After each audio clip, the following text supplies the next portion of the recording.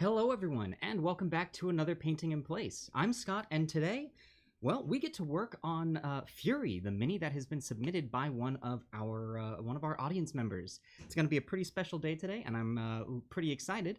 Before I get going, I've just noticed that I didn't turn off Nightbot from last night's Gauntlet episode, so give me one quick second while I go ahead and tell Nightbot to not remind everyone of how to do donating bits and all that other stuff. Hold on, wait for it. If you want, you can still follow our players though. You can do that. That'd be great.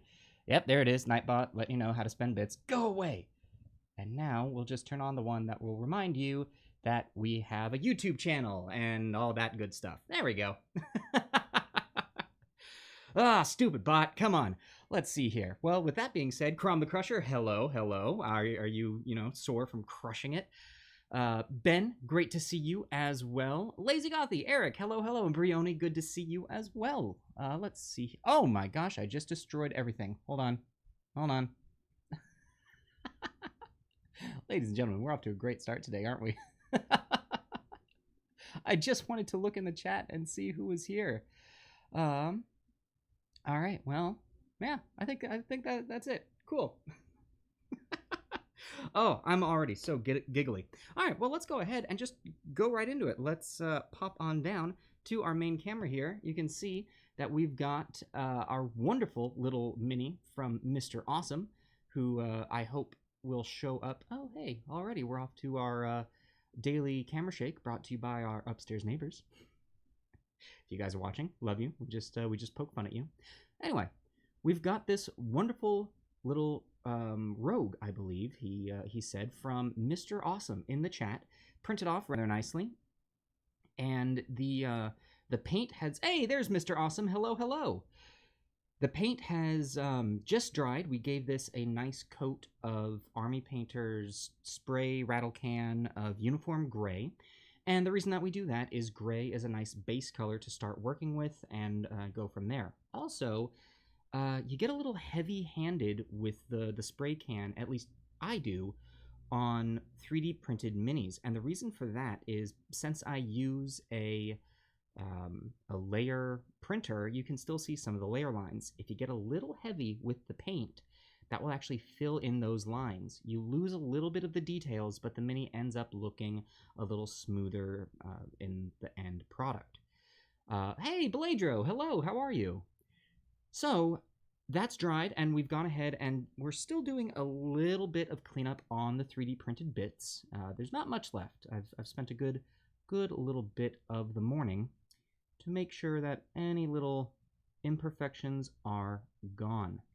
And this is a good step. I typically do this once before putting on the primer and once afterwards. And the reason that I do that is the primer does a great job of revealing things that you missed. So typically, after you throw down some spray, you'll see all of the little stringing going on, and that was leftovers from cleaning off the supports. You may not necessarily see them with before the spray can, but any little bit of string like that will show up. It'll catch that paint, and it'll be very very prominent in your vision. And I think with this little piece here, that's going to be the last of it, and we're going to be ready to go ahead and start painting this guy. So, going to go ahead and put our X-Acto knife away. Also, actually, before we get started painting, I do want to share with you one other little bit of work that I do with 3D printed minis. So, primarily, I do this on the base. You can do this on larger minis too, by sanding them down to get them smooth. But I always, for character minis or monsters that I print, sand down the base to make it perfectly smooth, level on the table, and it won't go fiddling around. And the best way to do this is a 3-step process. So I typically start here with a let's see, let me make sure I get these numbers right. Yes, so I start with a 600 grit sandpaper, take the mini and just rub it around in a circle there, and that'll smooth it down nicely. Then we move up to an 800 grit bit of sandpaper, and that's really going to get that plastic to a very close, perfect, smooth finish, but it's still going to be a little dusty. And the way that we finish that off is we finish with a 2000 bit of sandpaper, just again rubbing it in a circle on the sandpaper, and that makes sure that the very bottom of the Mini is perfectly smooth. You can never tell that any work was done on it. So if any of you are out there working on 3D printed Minis yourselves, this is a good tip that you can use. Let's go ahead, get ourselves some music going, and get to work. So, Mr. Awesome, you and I have been chatting a little bit. I'm not going to dip my brush in my drinking water. You and I have been chatting a little bit, and it looks as though, correct me if I'm wrong, I want to be 100% sure about this. Fury is a rogue, yes? Now, in addition to figuring out what Fury is, it looks like we're going to give them fair to semi-tan complexion, dark brown leather armor and light brown accents, dirty blonde hair, a black cloak with red accents, and then he was kind enough to say whatever else I feel like doing, which is great. That's that definitely gives me some liberties that I can take. So we're going to go ahead and we're going to start with the skin. And to be honest, the only skin that I am seeing exposed on this guy is the face. Now, we've got a couple of options here for this. And I don't think I was going to go with pale flesh. That's just a little bit too pale. Both of these by Reaper. Reaper has an amazing line of skin tones. Excuse me. So we're looking at either barbarian flesh or warrior flesh, and to be honest, I was thinking this warrior flesh. That gives a somewhat, it's somewhere in between both a pale or a fair and a tanned complexion. It's a little more tanned than our Caucasian flesh here, which is fairly pale. So I'm gonna go with this warrior flesh and see how this turns out. Really got to shake up these Reaper paints, because they are, as they say themselves, very high in pigment. You got to make sure it's mixed up perfectly, otherwise it's just going to look silly. How is everyone doing today? Now that I've been here talking your ears off to let you know what we're going to be doing and starting with all that, how is everyone? Off to a good Saturday? We don't need much of this at all. We're just going to put this down here. Go ahead, water it down. Yeah, that'll be a good color.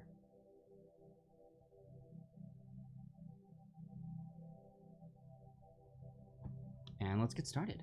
Hey, Crandall95, great to see you.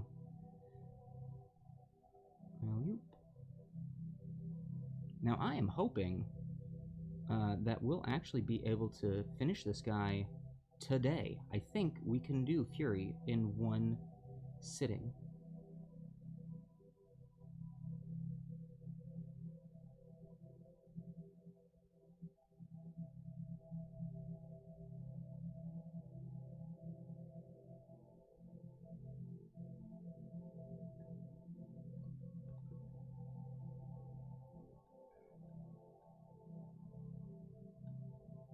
Now, actually, Mr. Awesome, would you mind doing me a really quick favor?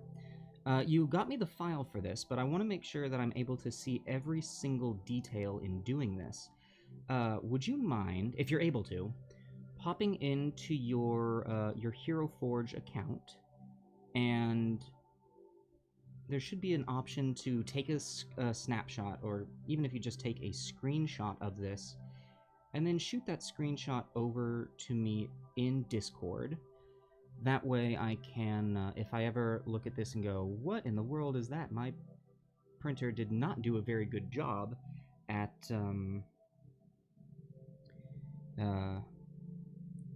getting that detail done, I can look at the original file and see what detail it is. And now the reason that I'm not able to do that on the file that was sent in Hero Forge is the STL file, when opened, is actually somewhat of well, you don't see details at all. You just see almost a clear blank image of the file. Let's see here. At work, so that's fun. Oh, well, sorry to hear that, Crandall. Well, hey, at least you're able to watch this while at work, right? Or should I be saying, bad, shame on you, Crandall, what, no, get back to work. No, don't, stay here and hang out with us. Hey, perfect, thank you so very much for that, MrAwesome. Let me get this pulled up. Yeah, that's what I thought. I thought he had a little mustachio going on there. And then the pointed beard.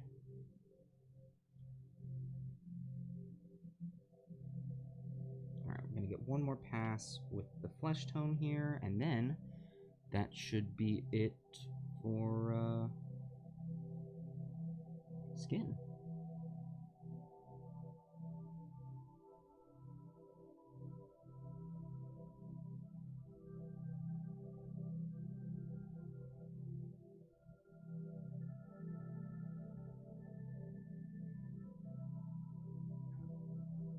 Yep. Alright, already, skin is done. Well, first pass is done. At least you have tonight to look forward to when you punch out. Oh, hey, is Crandall95 in your game there, Crom? Oh, and also, why is my top camera...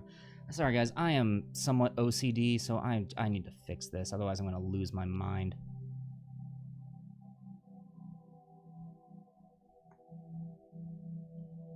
There we go, so much better.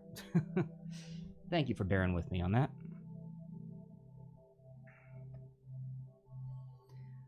Oh, let's see. Yeah, you do get to watch Fury come to life. This is going to be awesome. Not supposed to be watching... Yeah, you do what you want, Crandall. Come on. You haven't finished your Mine the Forge yet. Oh, cool. What mini are you making, Bladro?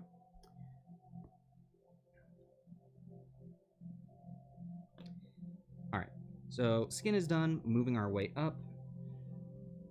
Man, you know, MrAwesome, I know you said dirty blonde hair, but man, the only hair this guy has is going to be on the mustache and chin.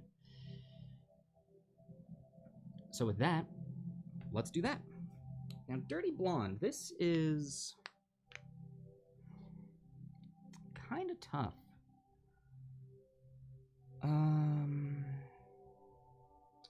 Because yellow is not gonna do that for us at all. What I actually might do...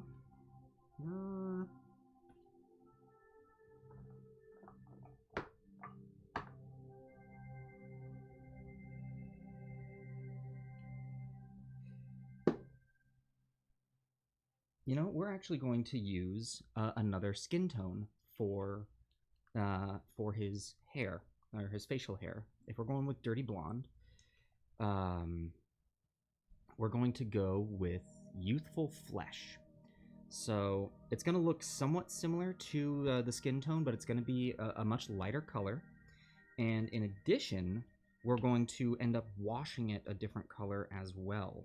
So that should work out nicely. This is actually the first time I've done dirty blonde hair. Most people that I paint have like brown hair.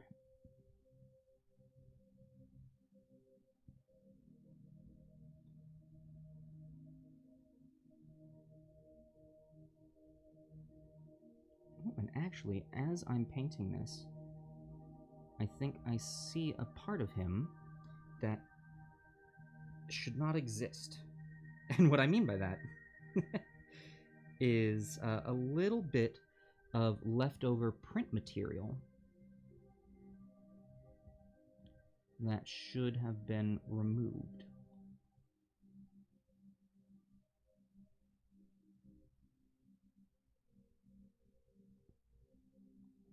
So we're going to do this first pass with the tone.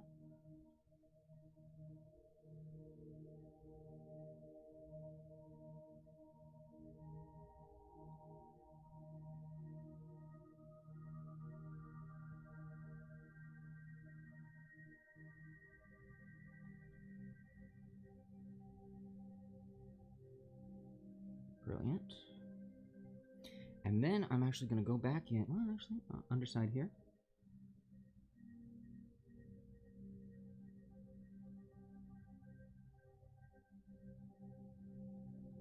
Whoa!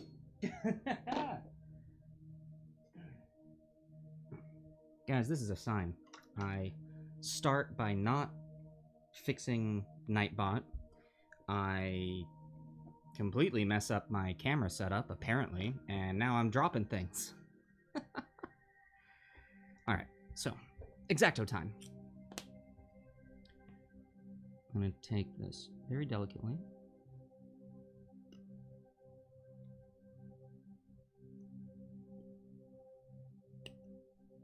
There it is.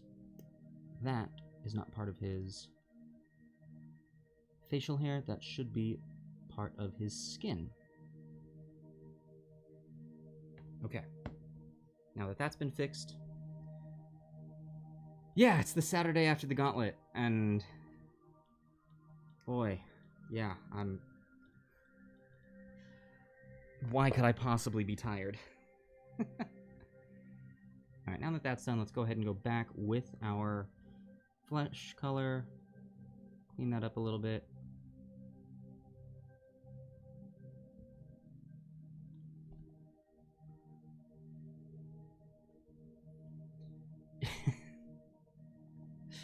Yeah, you guys did a number last night on the gauntlet. Once again, like, congrats to all the players. That was really well done.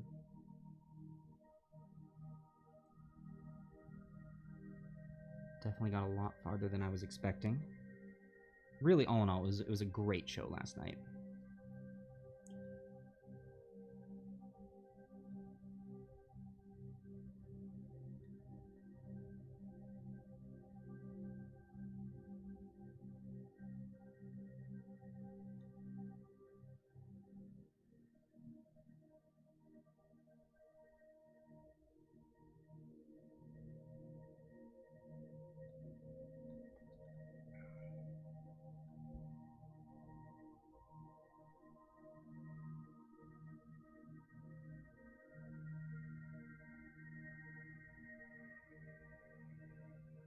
There we go.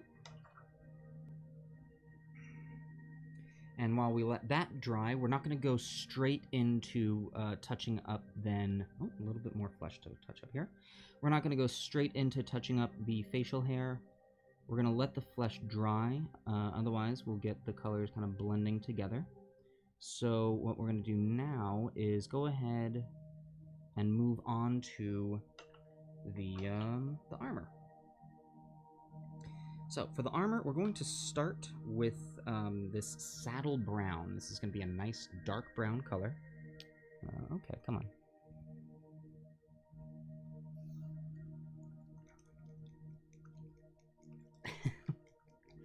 Just do Chaos Wheels, and that's all you're going to do. Crom the Crusher has 8.6 thousand. Oh, Crom. Don't do it, man. Don't do it. I might have to limit what my own players are able to do. Jeez.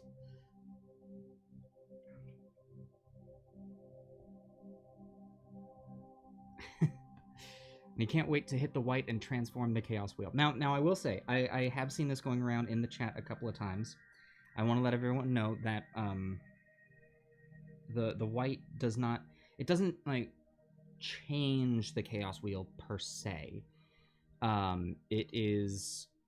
something special that does something different. So it's not a positive or a negative, it's something that is specific to the Chaos Wheel itself. So it's not going to, like, transform it into something new. Okay. Although, I am,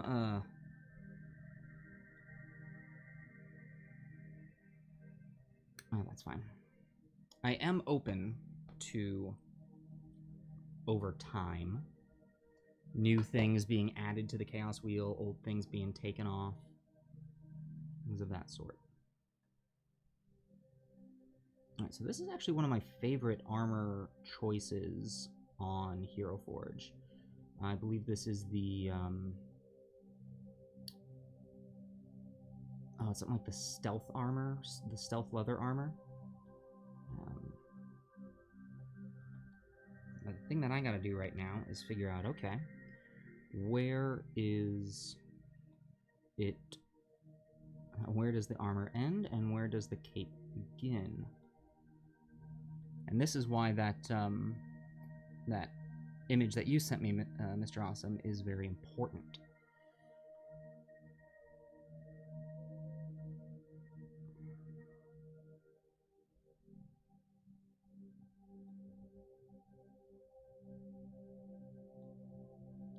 And I've already seen a little bit of something that needs to be cleaned up. This, unfortunately, is part of the nature of painting minis like this that are printed off of my machine. You're going to find little artifacts. It's just going to happen. But that's okay, because we can then clean those artifacts up.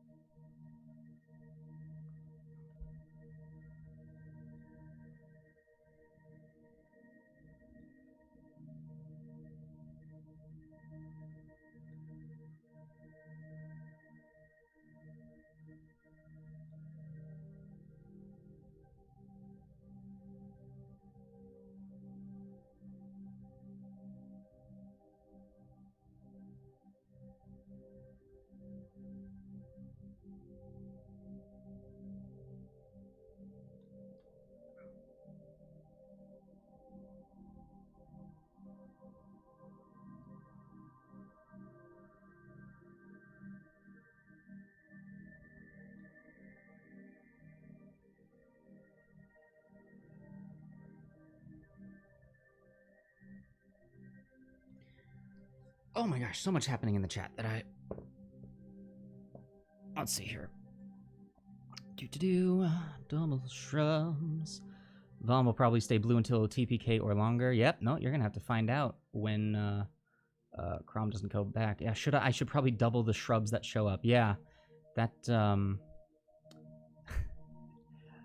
yeah, that would make them, I don't know.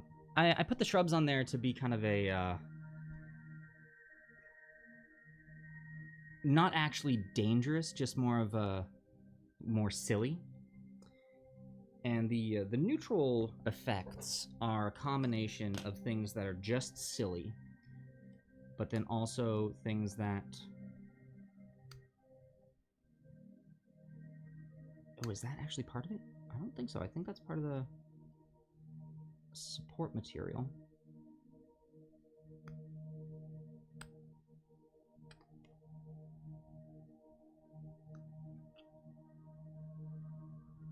Well, I shall paint it to look like something. Yeah, so that they're silly. Hey, HFW14, hello, hello. Good to see you. Well, welcome back. For any of you just joining in now, welcome to Painting in Place, where we hang out and we paint minis. We have a good time. Typically on Saturdays we talk about The Gauntlet, which is our show that happens on Fridays, but you know, we also talk painting in here. Tips, tricks, learning. I am not by no means a professional painter. I'm just a guy with a camera who is trying to learn new stuff. Today we are painting up Fury Tea Leaf here, who is actually a mini from one of our viewers. I decided that I was gonna paint this. Kind of a spur of the moment decision. We typically paint larger things that are good for will actually show up on the camera. I don't even know if I'm talking to anyone new. I've got the number of viewers turned off so I don't get distracted by that.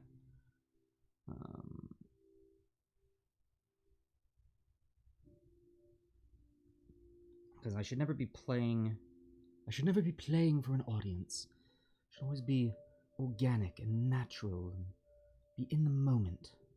The moment that you're doing it for an audience, you're no longer living, you're performing. So, Yeah, there's that. That is my impersonation of a pompous acting coach.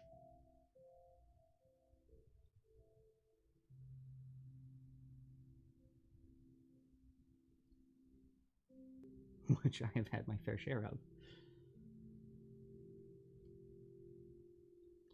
Now, that being said, I've had good acting coaches too. But there's a lot of pompous ones out there. A lot of them.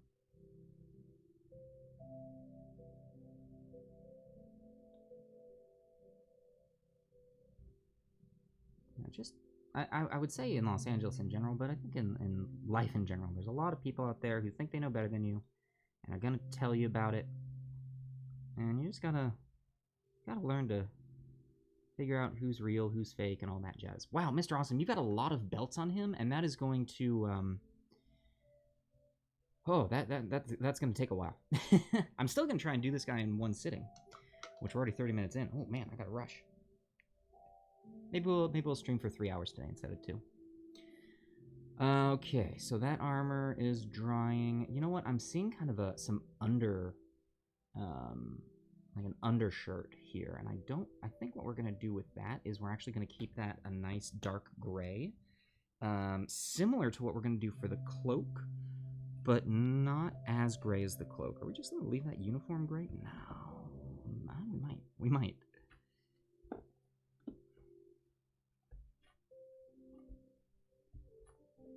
Let's go with London Gray for his Under Armour. 3 hours would be awesome.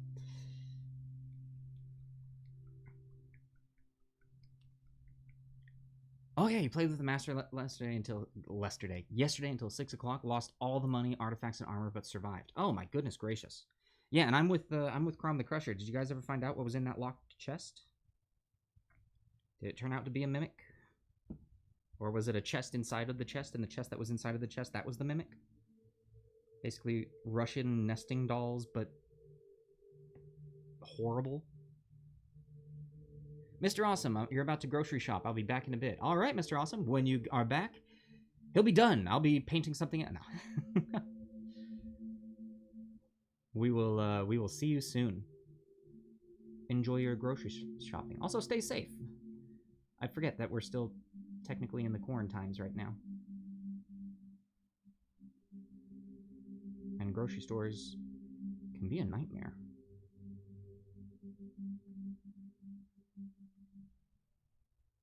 I stream for 3 hours, make sure I hydrate. Oh, thank you, yes. I will take the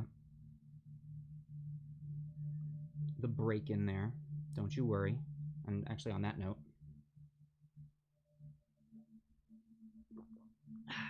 water. This person, I do not drink enough water.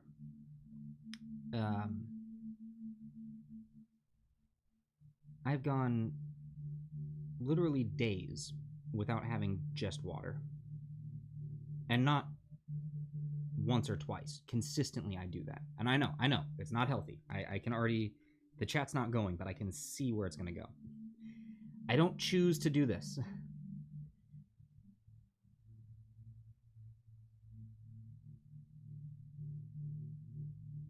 So I am constantly working to be better about that.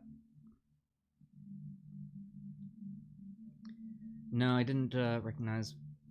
Did not find a good magician. Gotcha. So you sounds like you maybe found the stuff, but you haven't gotten them identified. How hot is it in LA? Oh yeah, it's hot. Why did I look at my watch? It does not have a weather app on it. It is. According to my phone, it is 95 degrees where I am right now, which is great. That is so nice. I love it. All right. Moving back to the brown, we are going to get the bracers. So I think we're going to, we're going to have the gauntlets and bracers. Well, no, leather gloves. Let's be honest, that's what it is. Gonna have those the same color as the armor. And the reason for that is we want this guy, anytime we paint something, we don't want to have every piece of a mini be a different color. We want there to be a color scheme to this. And a good rule of thumb is actually if you can paint an entire mini in only using like 4 colors or yeah, between 4 or 6 colors. Now, not including highlights or washes, but just base colors. If you can do one using anywhere from 4 to 6 colors, you can get a lot of great variation with just those colors and give your mini a really cool uniform look. Now that's kind of a starting rule of thumb. When you're first starting out, you want to see if you can do that. As you continue to work and grow, obviously open that out. For this guy, I'm probably going to be using between 6 and 8 colors in total. But not much more than that. I mean, already we're on 4. Hair, skin, armor, undershirt. 5 if you include the base coat, but we're not going to do that.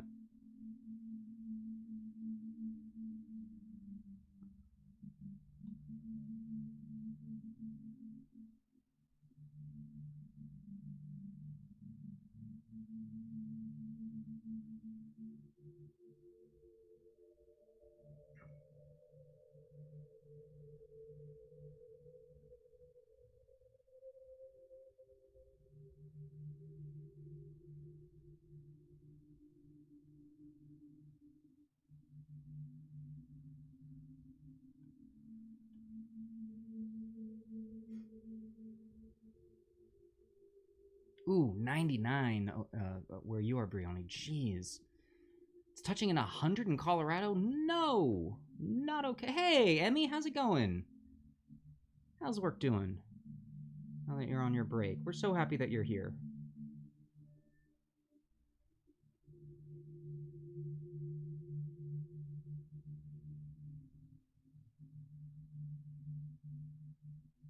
We are getting some work done here on Fury. I originally had thought that we would, probably... I wanted to get Fury done in one sitting. And I think that that's still doable. I neglected to take into account the sheer number of belts going on him. I still think it's doable. It's just going to be harder.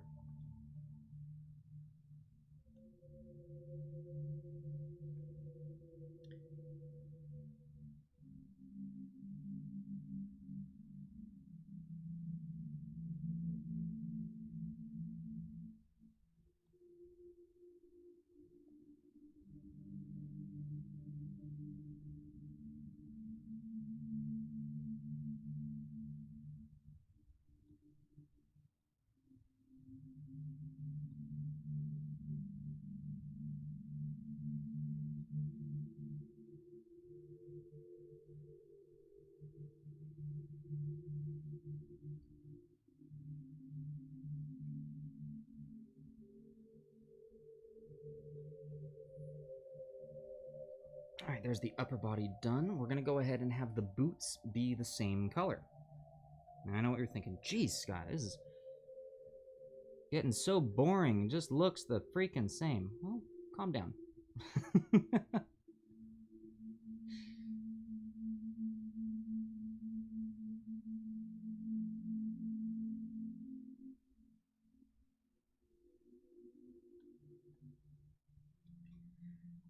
Okay, HFW14, thank you so much for dropping by. We're so happy to have you here, and hopefully we see you around sometime soon.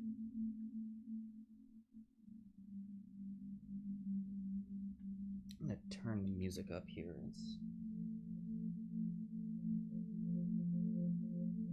Yeah.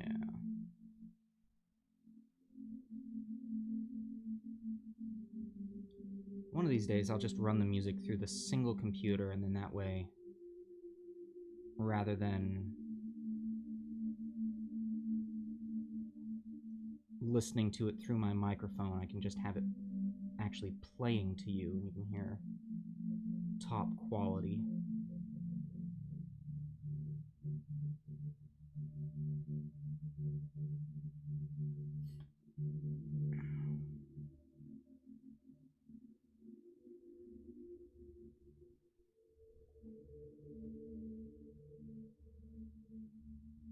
Also, this is nice. MrAwesome gave me a really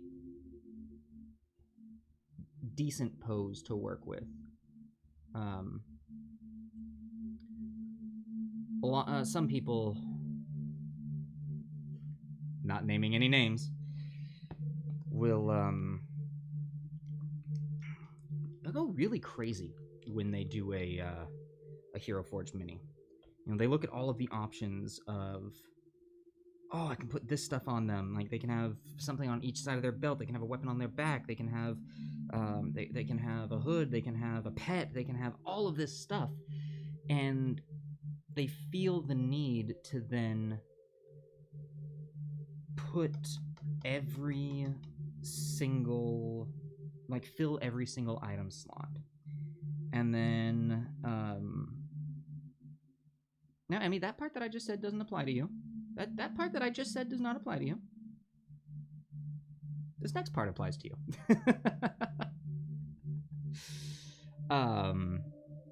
You know, when they came out with the advanced posing, you're able to pose the mini and have a lot more control over it. You know, they'll just go all sorts of crazy. Oh, hey, Dave, great to see you. How's it going? Thank you so much for dropping in.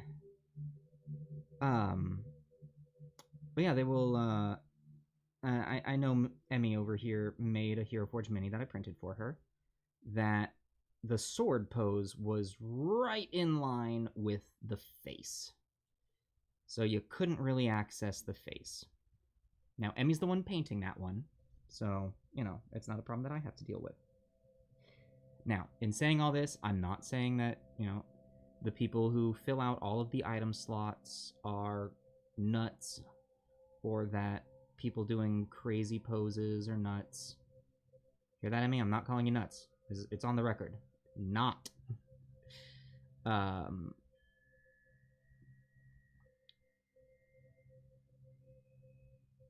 But I've definitely had a new mindset when thinking about how I want to pose my minis now that I'm actually printing them myself, because that does affect the quality of them coming out, at least on the machine that I have.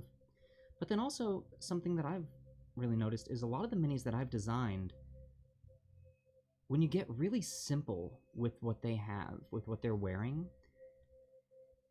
they turn out, in my opinion, which, you know, take it with a grain of salt, so much cleaner. You know, you could have a mini with all of the weapons totally decked out, but if you have someone who has just the 2 weapons that they're going to use, and no backpack, no belt pouch, just them and their favorite things, they look so much cleaner. Now, if your bit is that you are a walking armory, well then yeah, deck them out. But, you know, if you're making a mini, don't feel the need to put every single thing on them. You know, look at everything that you have on there and maybe consider taking one thing off. Okay, and we're going to do the pants the same color as the undertunic. That's going to be a dark gray. All right, now that I've gotten off my little soapbox there, watching with very low sound while you're waiting for a call. Oh, cool. Well, I will do my darndest to speak up.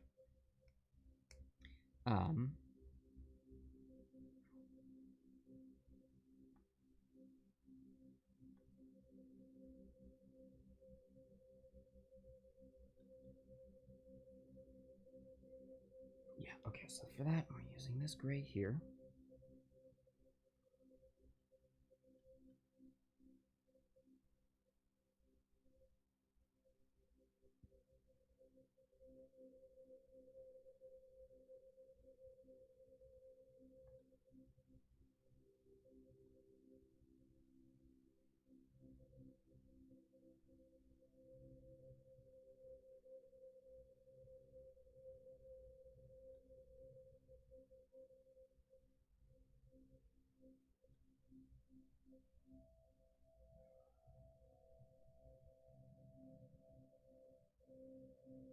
So many belts.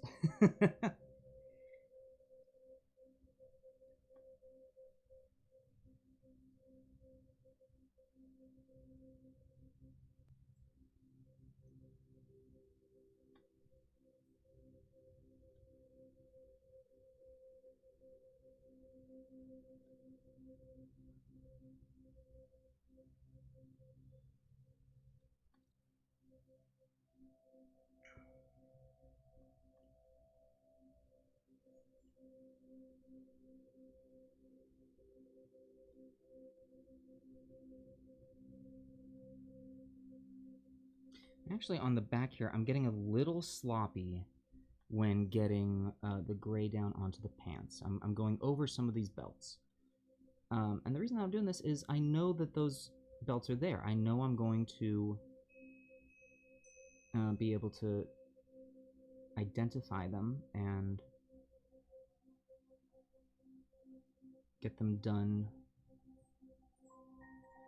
either way.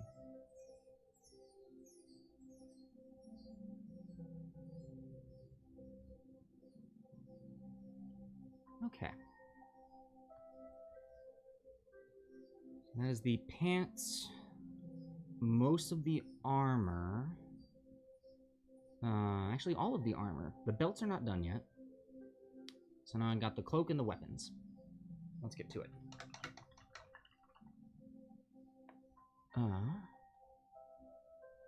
Oh yeah, your current bestiary on Displacer Beasts, which, like I said over on Facebook, Displacer Beasts are some of my OG favorite creatures. Benjamin Collin, be back soon. Well, we'll see you here in just a second, Ben. Let's see here. Okay, so for the cloak, he wanted black. We're going to do our trick of not going straight black, because from there we have nowhere to go.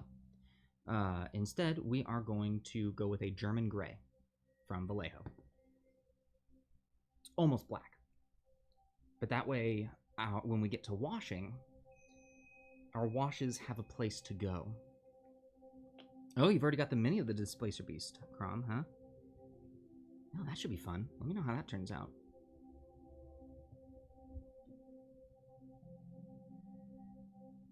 Alright, again, we're just going to add a little bit of water to this.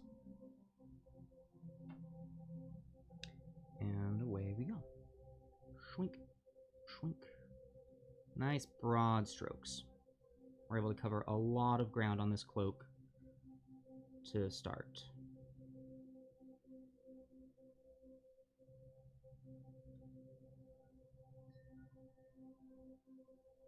I mean, yeah, just like that, there's almost 2/3 of the cloak done. Oh wait, the underside. Never mind.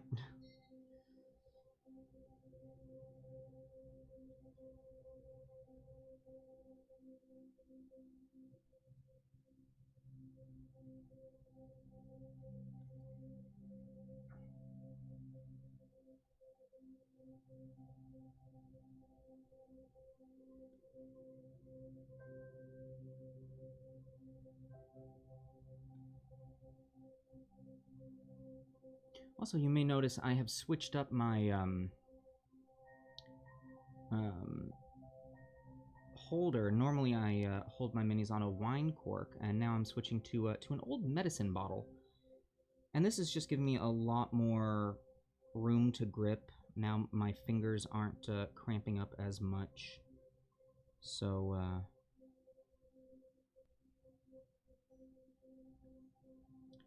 in the past, the home painter would use old film canisters, but darned if those aren't hard to find these days.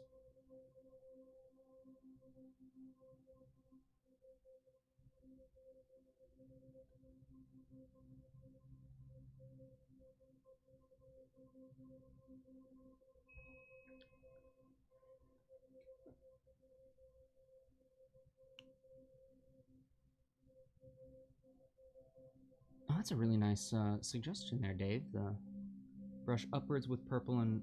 Or wait, no, I did that wrong. Hold on. Yeah, upwards with purple and down with blue for highlights. That's really cool.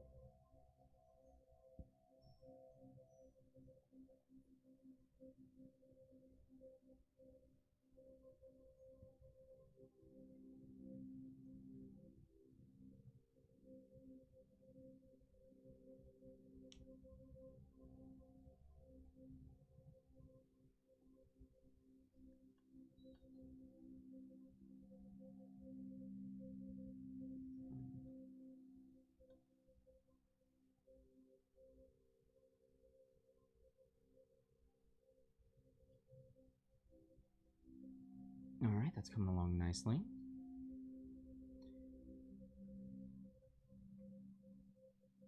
Oh, thank you, Emmy.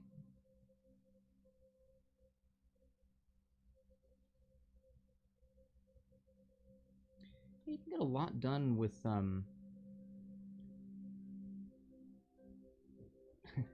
precise yet confident brush strokes.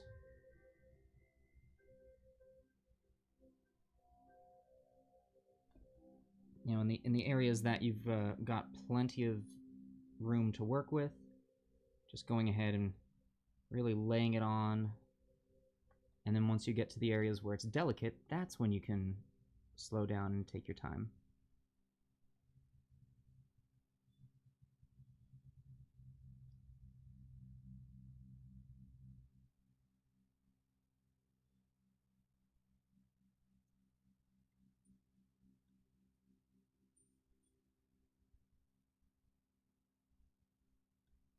Now we get to the part that's going to be tough, where the cloak meets the face. Which, luckily, we're going to be able to hide a lot of these crimes with the fact that it's dark. You know, our wash is going to do a lot for that.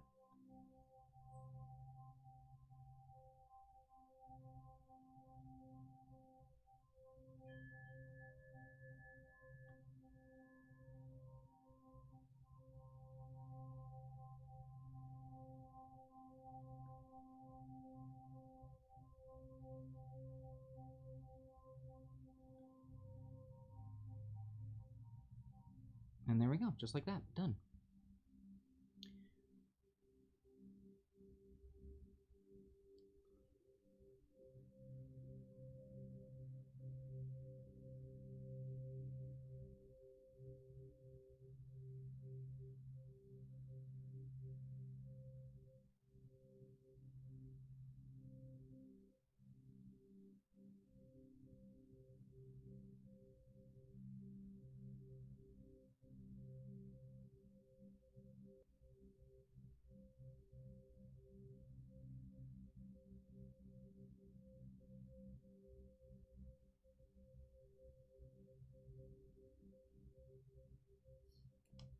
Alright, cloak is finished, I think.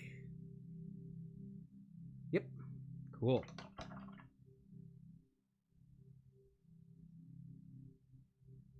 Now we need to get on to the, yeah, I know, geez, Ben, you were gone for so long. Where'd you go?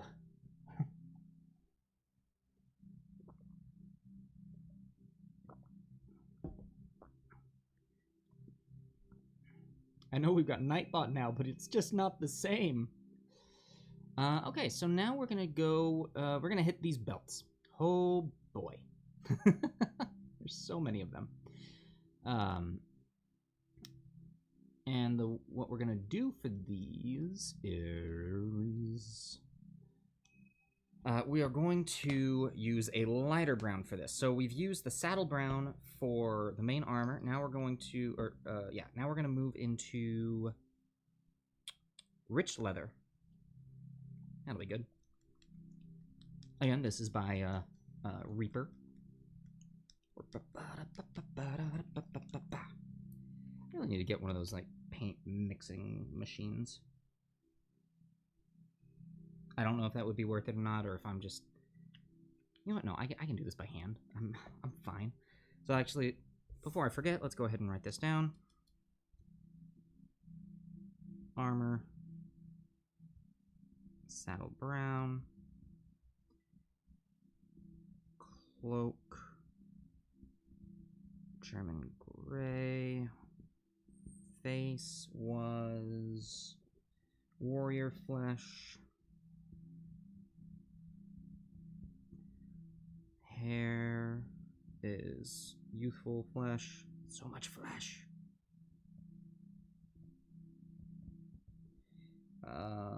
That That's all. Oh, and then the undershirt.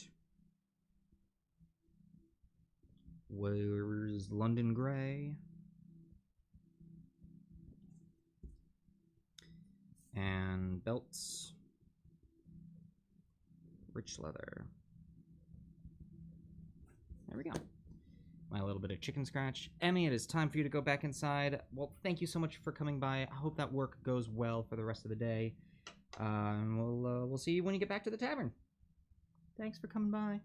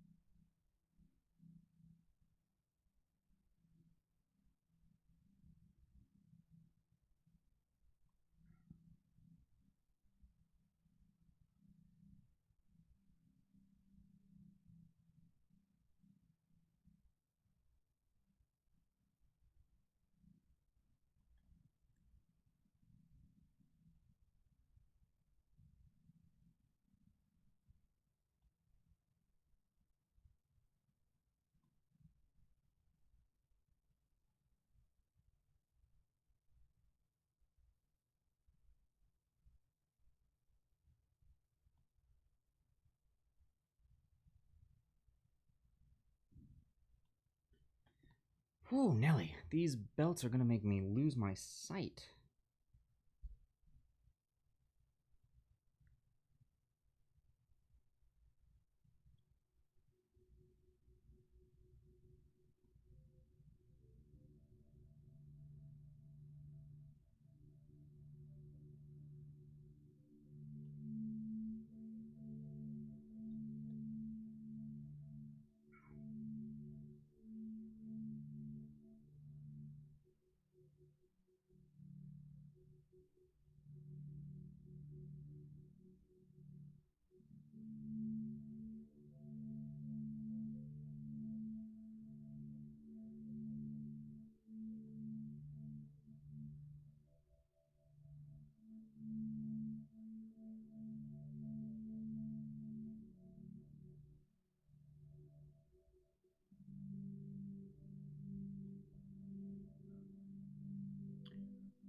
Well, what's going on? Wait.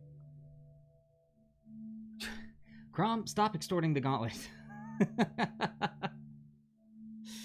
uh, Actually, on that note, so here's the thing.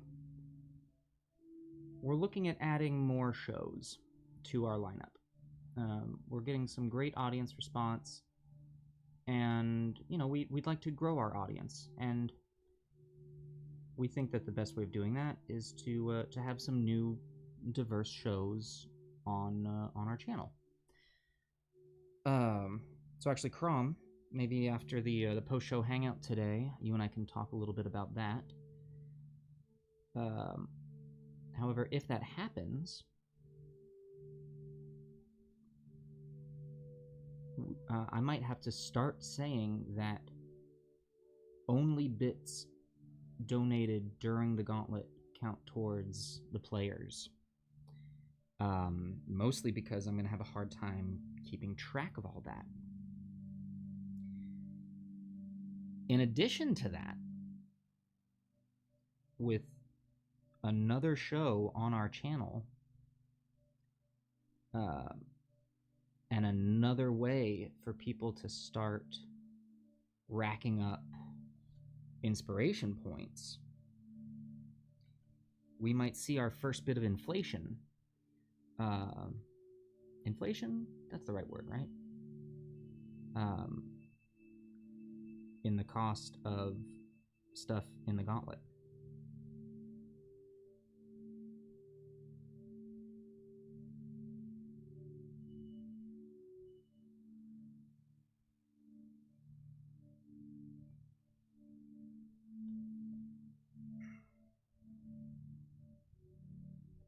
All of this is a may. I'm not putting anything in. Nothing's permanent just yet.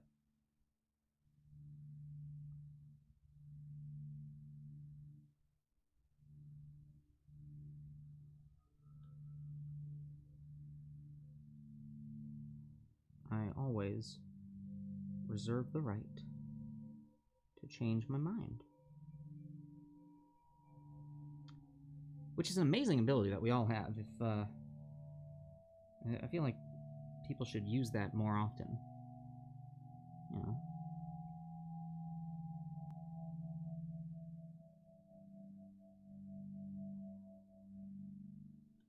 If you've ever made a decision and I'm like, actually, I don't like that decision. You don't have to double down on the decision that you've made. You can say, nope, I don't like that decision anymore, and I'm changing it.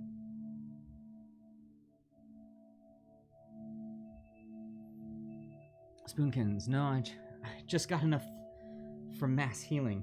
Oh, don't worry, this isn't the sort of thing that would, not the sort of thing that would happen, you know, today. This is weeks down the line. We first have to start the new show.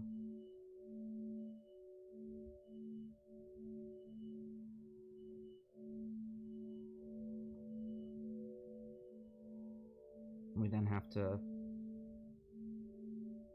see if inflation is going to have to be a thing.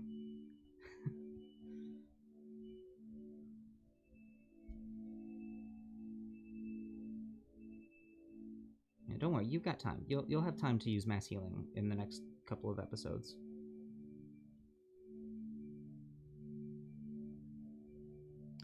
It's a joy to see the channel growing. Oh my gosh, we are so excited too. I really can't tell you how much it means to us all here. A, that you all are here watching and enjoying it, and B, the fact that it's growing is just so amazing.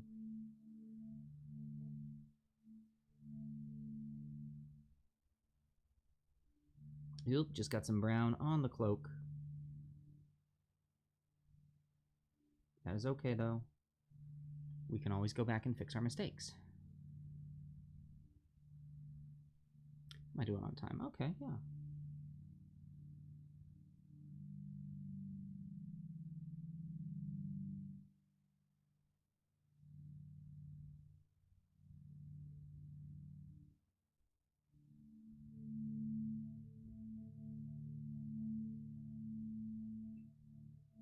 I think that's a belt. I'm going to paint it to look like a belt. Okay, good, that is a belt.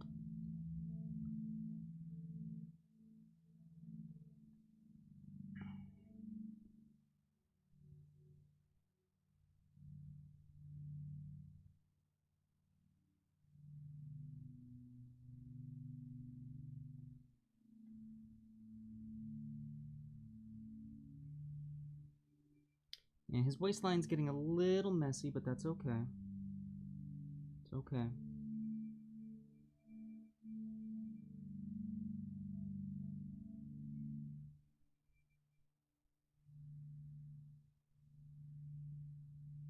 We can clean it up.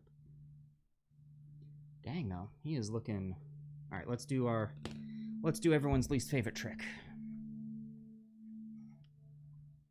That camera, I would like to configure the video.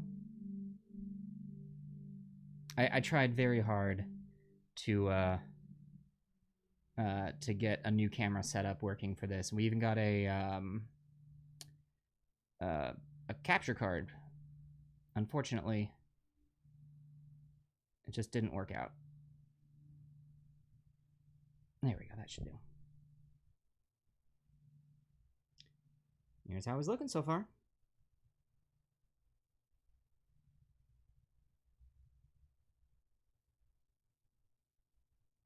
We're getting there. We're getting there. Actually, memory serves. I would have this set to here. Is this? Let's bring it down just a little bit more. There we go. All right, let's do that. Yeah, that focus is a little better, right? I'm not losing my mind? Cool, we're gonna do that. Okay. Now, whoop. Clean the brush first before going to a different color. Thank you, guys. Thank you.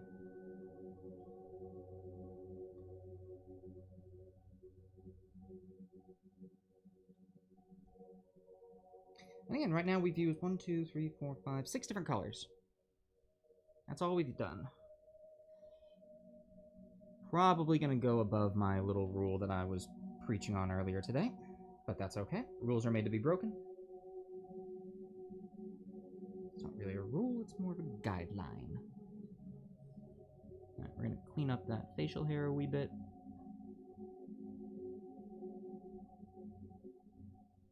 Ooh. I just did a bad number on his mouth. Let's fix that.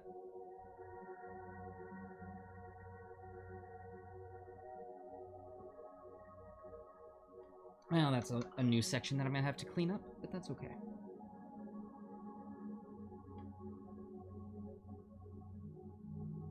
Also, if at any point the music gets too loud, please let me know.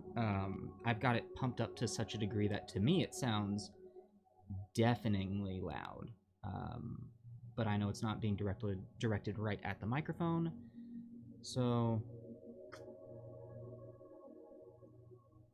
yeah.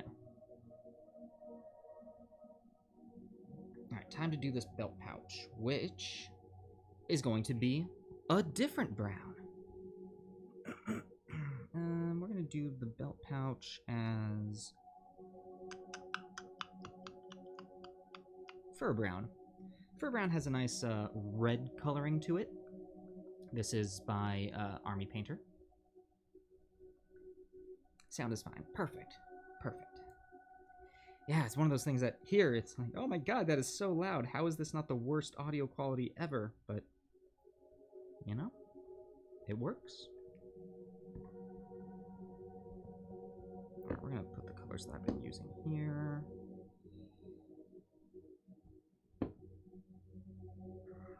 So that I just have easy access to all of them. 1, 2, 3, 4, 5, 6, 7. 1, 2, 3, 4, 5, 6, 7. Yay, I can count. Alrighty. Oh, I need to adjust this a little bit more.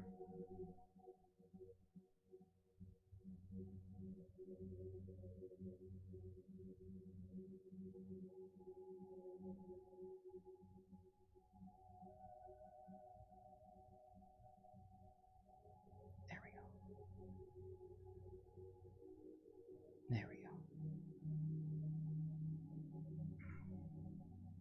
There it is. That's what I was looking for. Okay.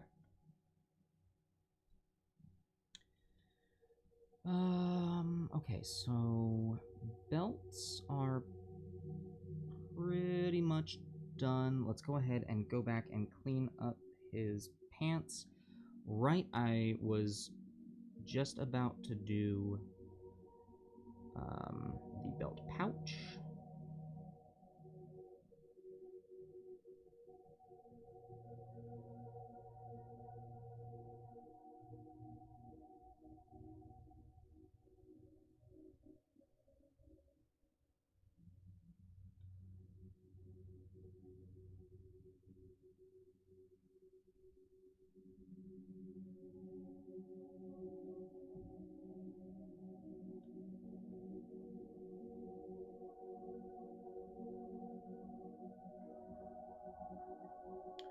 Let's also clean up the shirt.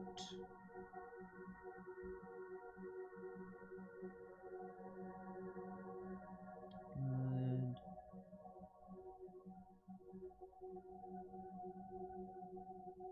Alright, good. Let's go ahead now and get that belt pouch with the fur brown. Fur brown? Yeah, fur brown. This is by Army Painter. And you'll see as it goes down that it does have that nice kind of redness, a more red tone to it.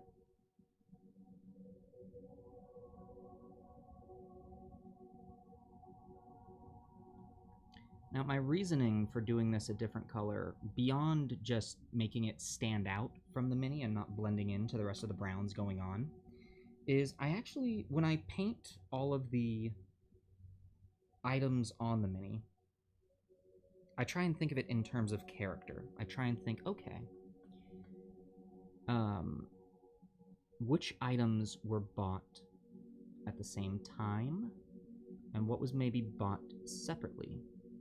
I imagine all of the belts that are on this guy were picked up around the same time, so they're going to be the same color.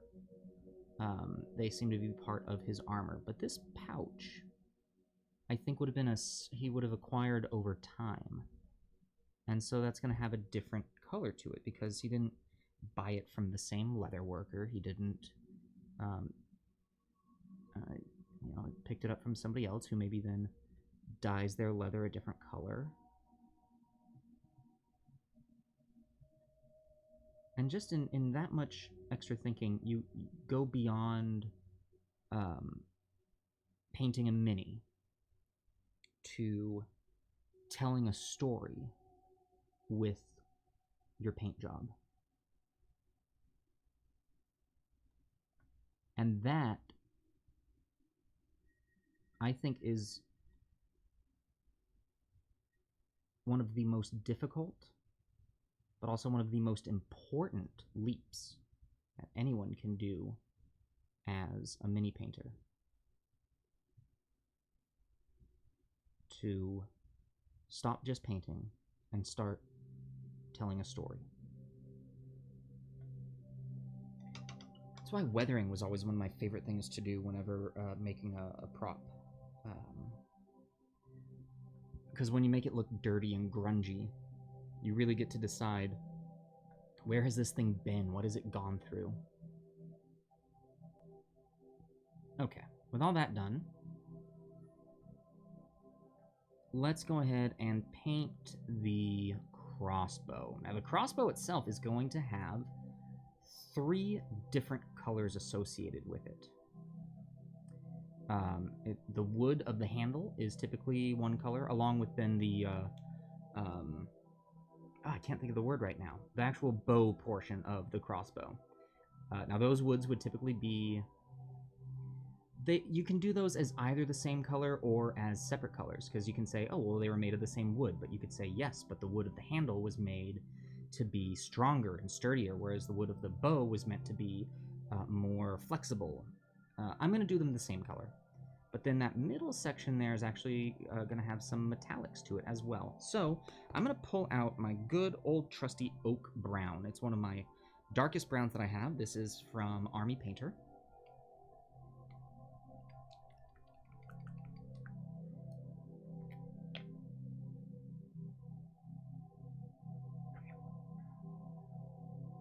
And we're going to do the majority of this with that. And because of this being 3D printed, I'm not going to actually water this portion down at all. I want this to be going on a little thick.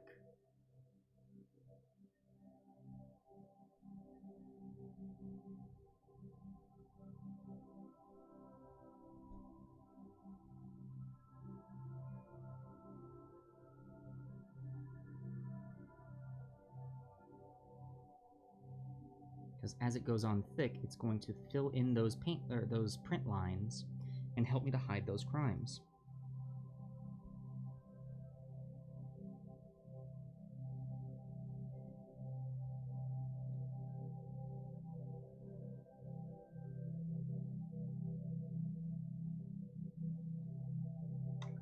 Although I'm going to need to water it down ever so slightly just so it plays well.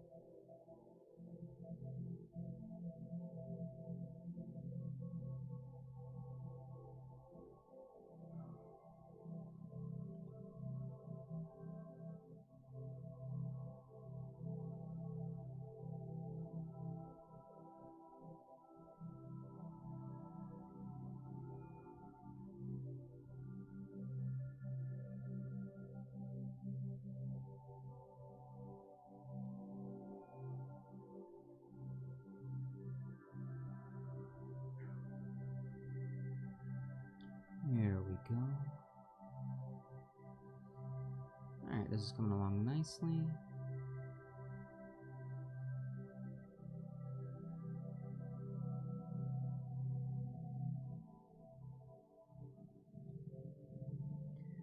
Now, one thing I'm realizing I'm really enjoying about painting this mini is that I'm not going to be keeping it. Now, what do I mean by that? When I'm working on something that is for me, and I have a very specific plan for what it's going to be, where it's going to go, how it's going to be used, you know, all that jazz, I tend to overthink it. I tend to worry about it going like, oh, it's got to be perfect. It has to be absolutely perfect. I can't mess up at all. Even though, you know, one of the things I constantly say on this channel or on this show is it's okay to mess up. It's okay to make mistakes. We can learn from our mistakes, and we can always fix them. I'm very good at saying that. I'm really bad at doing that, you know? And so right now, I'm able to be... Well, I'm able to just be. I'm able to be here doing this. I'm not freaking out about it. I'm not worried about making these mistakes, which then allows me to make mistakes and then go back and fix those mistakes. In a way, I'm able to stop caring. Now, I obviously care about the work that I'm putting into this. It's not that, oh, this is a mini from a viewer, so I'm not going to care about the work that I put into it. No, I definitely care about the work that I'm putting into this. I want to send MrAwesome an awesome mini.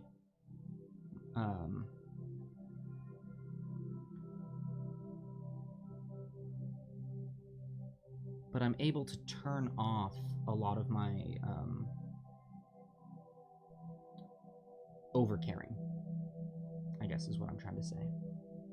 So, this is nice. This is good. This is good practice for me.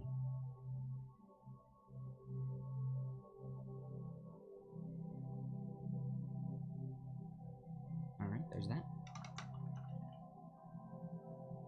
Crossbow is mostly done. I'm going to have some detail work to do on that, but detail work comes last. Right, the weapons. The weapons.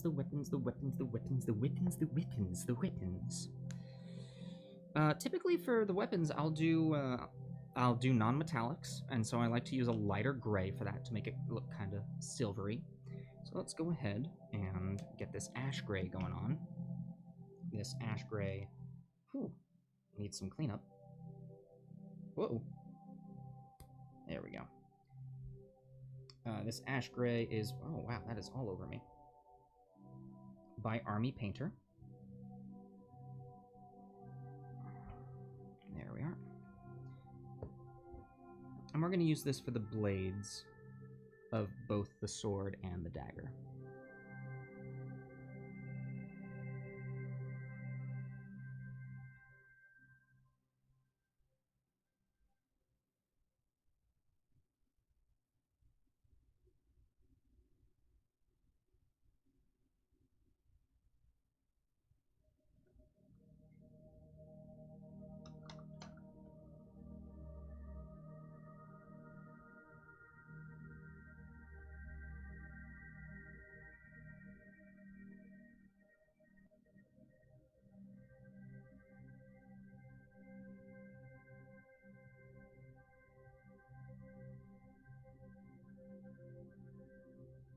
They've gotten a little overwatered. That's okay. Lazy Gothy, do metallics mix well with other colors? I was thinking of a dark armor color for one of my next minis. Yeah, metallics do mix well with other colors, and I could definitely use metallics here for this.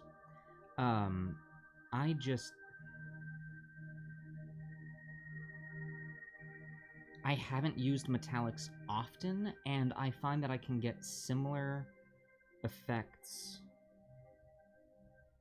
using non-metallic colors. Hey, MrAwesome, you're back. Your mini is coming along very well, if I may say so myself. Yeah.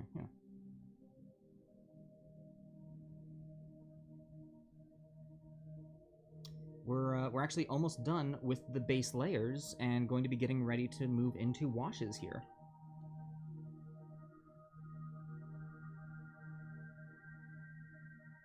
Still got a little bit of work to do, but he's close.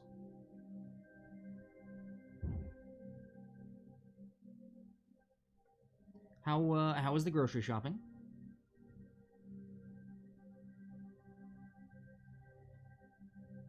You know what, actually, for the handles and the hilts of the swords, we're going to use the same black as the cloak. It'll be a simple color. It'll help out nicely. For the buckles, however, we're going to use the same silver, the gray as the blades. So this is, again, trying to reuse colors that we're already using to help tie in that, the tone of everything.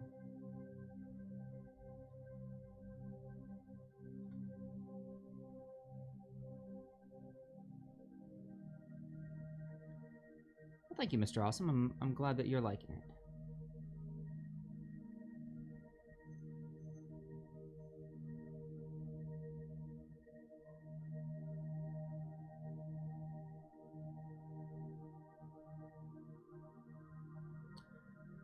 Eric, I hope that answered your question as far as the metallics go.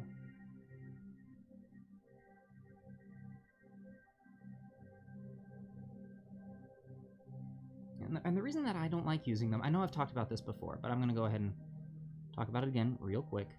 The reason that I don't like using metallics is the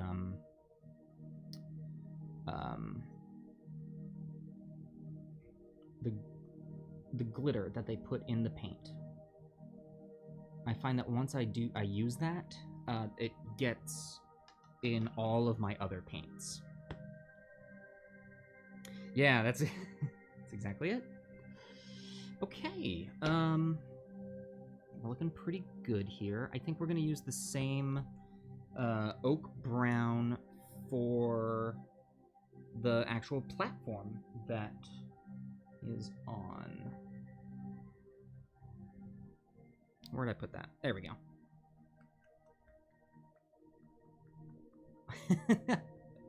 Brioni, it is asking me if I am going to allow what you just said. Ben, if you're there, yeah, like, let that go through. I think Ben's got control of that.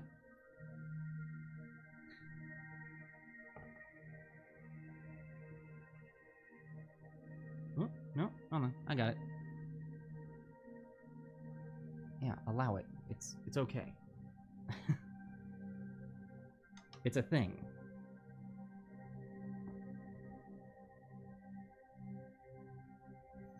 We're having to teach the bot, like, hey, some words are okay, and yeah, that word's okay. Is it?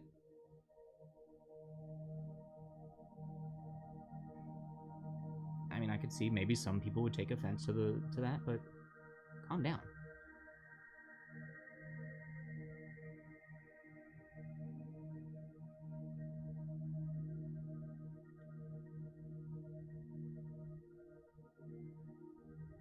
Alright, and this time I'm actually going to water down the oak brown a decent amount, because I want it to spread nicely onto this base. Also, Brianna, yeah, no, I totally agree. It is. No question.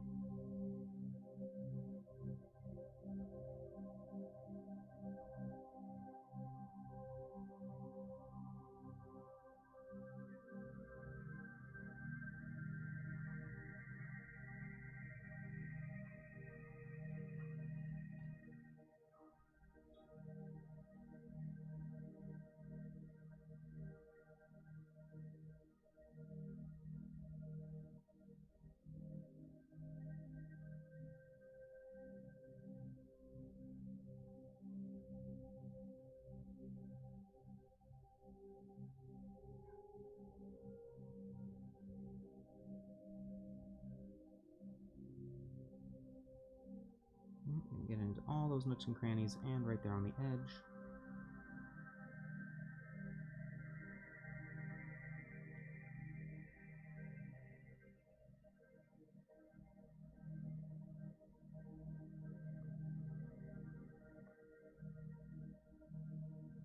I'm doing this step now because I want it to dry by the time, because we're really close to doing washes. Like, really close. Alright, so there's that. You've got some little doodaddies here. Oh, actually, we gotta get to the handle, or the hilts, and whatnot of the... Twitch bumped you from mod view? What? Are you still able to get back in, or do I have to tell Twitch that you're a mod again? Also, what did you do that Twitch was like, no! No more modding for you, Ben.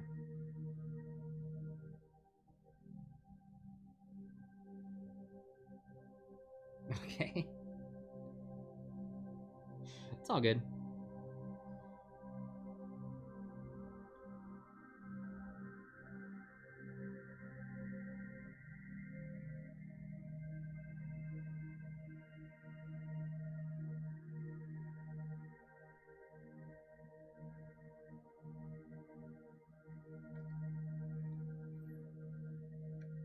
You have glitter in from the stairway from when Emmy was 5. My goodness gracious. That'll, yeah, it doesn't get out. It never goes away. I looked at glitter once and it got all over me.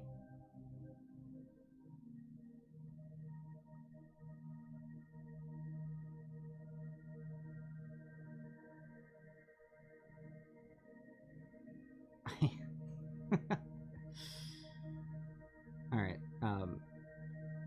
kind of a personal story, but here we go.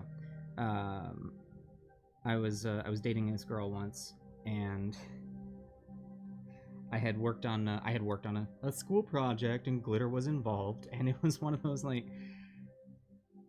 years later, the glitter was still in my car. And so yeah, I was dating this girl, and I was driving her home, and she's like, where did this glitter come from? And I was like, what? I don't know what you're talking about. And I looked down, and there was glitter from like 4 years prior. Anyway, that's the whole story. It's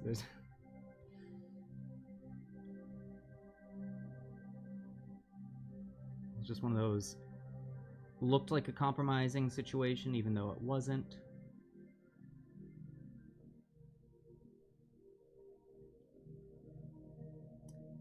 But had some explaining to do.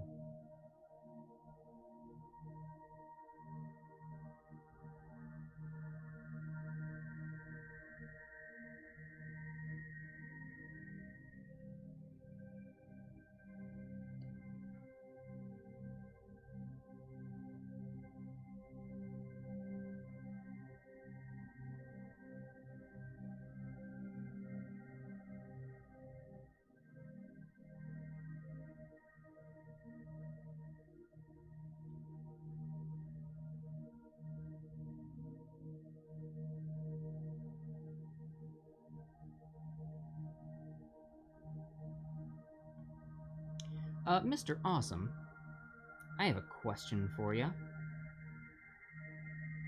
As a rogue, are you planning on... Do you know what subclass of rogue you're going down? Basically, I'm trying to decide if I should be putting any poison on this dagger or not.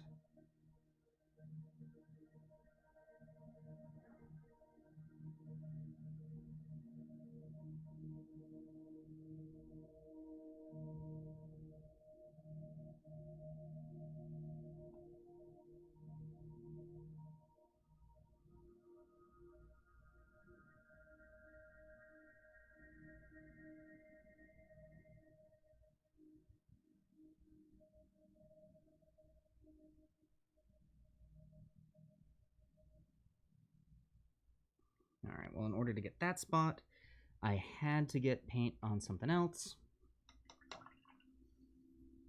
Luckily, I'm asking that question now because it's going to take a while before I get to the poison, but I figured I should know now. All right, there's also a couple other things on the belt. Swashbuckler. Oh, nice. Yeah, okay. I don't think poison would be appropriate then. If you were going assassin, we'd put some poison on there. Swashbuckler though, I like it.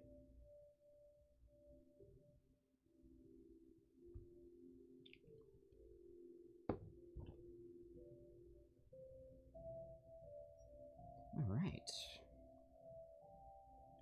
Now there are these things on the belt here. We are going to have them be metallic black. Well, not metallic black. I'm going to paint them black, so that, or this dark gray, so they can really look like anything you want them to be.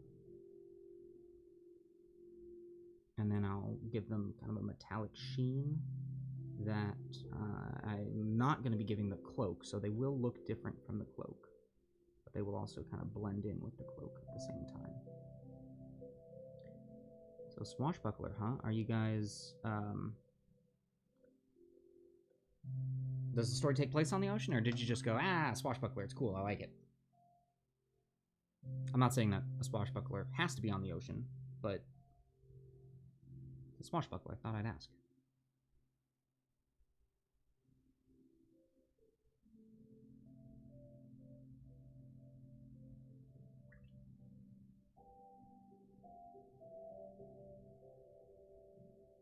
Alright, let's clean up that face just a wee bit.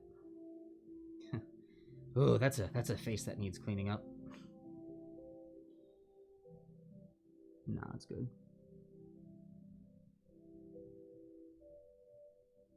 Also, I should have assumed with that facial hair that this was a Swashbuckler. What the heck was I thinking?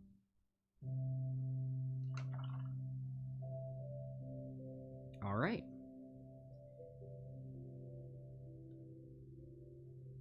Almost there.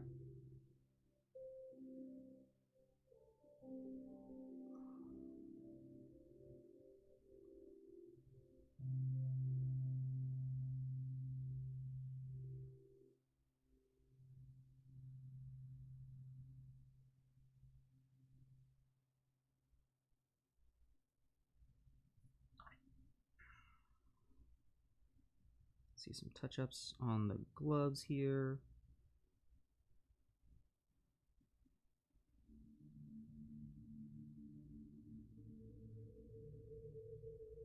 See some touch-ups on the belt.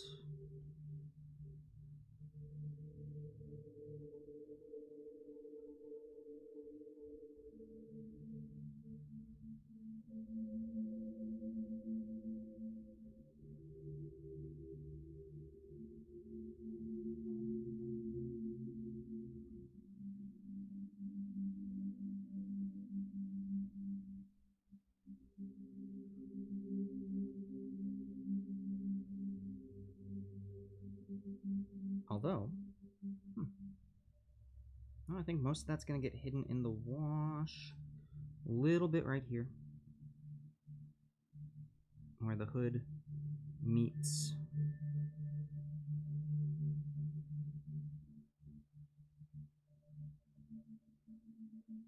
Alright, and then one more belt that I need to add.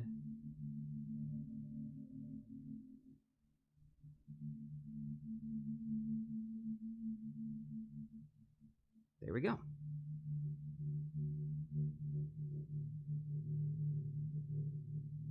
Okay. This is going to dry for a little bit longer, and then we're going to be ready to wash them. So just like that, base layers are done. We are about an hour and a half in to painting Fury, and yeah, base colors are done, I don't think. Yeah. So next up, we're going to give him a wash, and then after that we're going to highlight, and then we're going to do details, and then he's going to be done.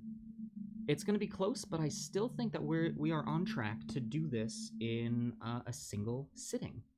So while we wait for paint to dry, how are you all? Well, welcome once again to the time where I get to talk to you in the calm voice. We're going to do the Bob Ross version of this for just a little bit here. For any of you who are new to the channel, welcome. It's great to have you. For those of you who are returning, hello, how are you? It's great to see you again. I'm just killing time while this dries. Luckily, we did this in such thin amounts that it's not going to take long for it to dry at all. In fact, we're good to go. So, that's enough of me talking. Boink, here we go. Okay. So, first things first, we're going to do flesh wash on the face. Why? Well, because it's flesh. This is going to be There it is. You've never been here before in your life, Benjamin. I knew it. He's an imposter. Everyone, get him.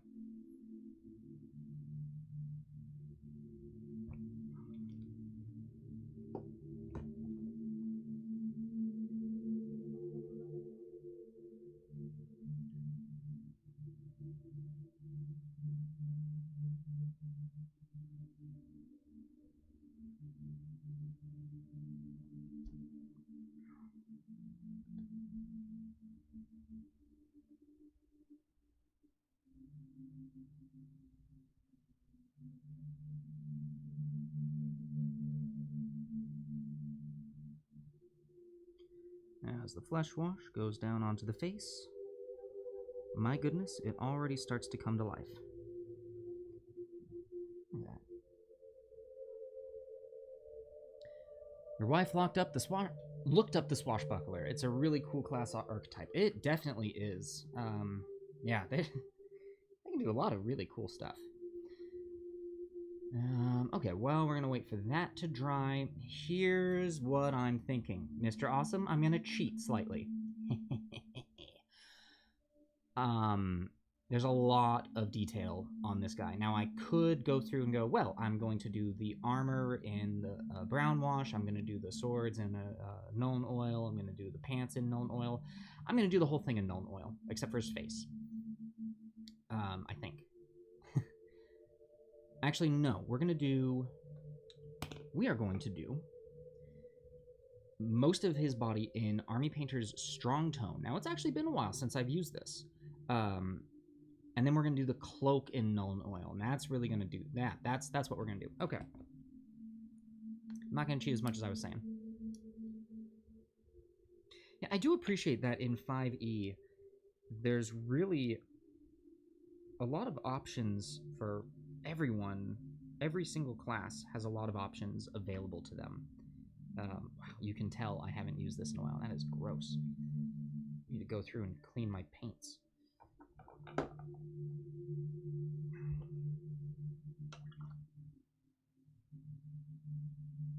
Alright, let's start this off on his boots. Make sure I'm not upset about this choice. Yeah, that'll be good.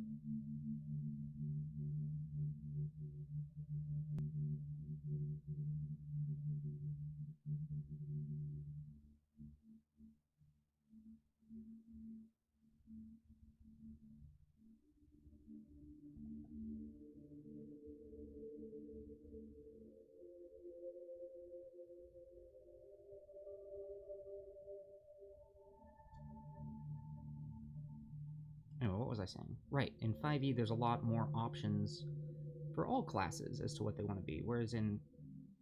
Now, I skipped 4 entirely. I had nothing to do with D&D 4.0. I played 3.5 while that was still out. Anyway, my point being that in 3.5, you know, if you were a cleric, you basically had the one job. If you were you were the tanky healer. I mean, that's the really big one that comes to mind. You were a lot more focused in 3.5, and then they had all the prestige classes that you could go into, which really ended up becoming the branches that you can take in 5e.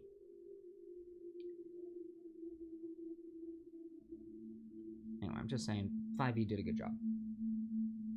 Long and the short of it is that.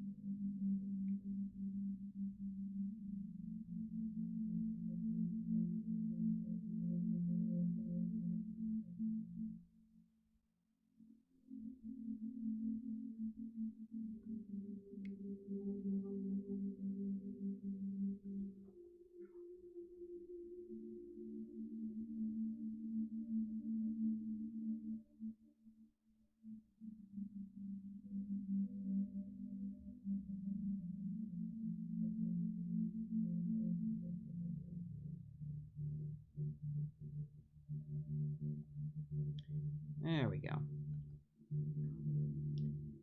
Look at that. It's coming along great.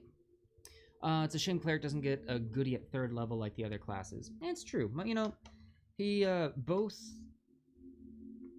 the Cleric and the Druid, they do both get access to 2nd level spells, which is no. I mean, it's nothing to scoff at.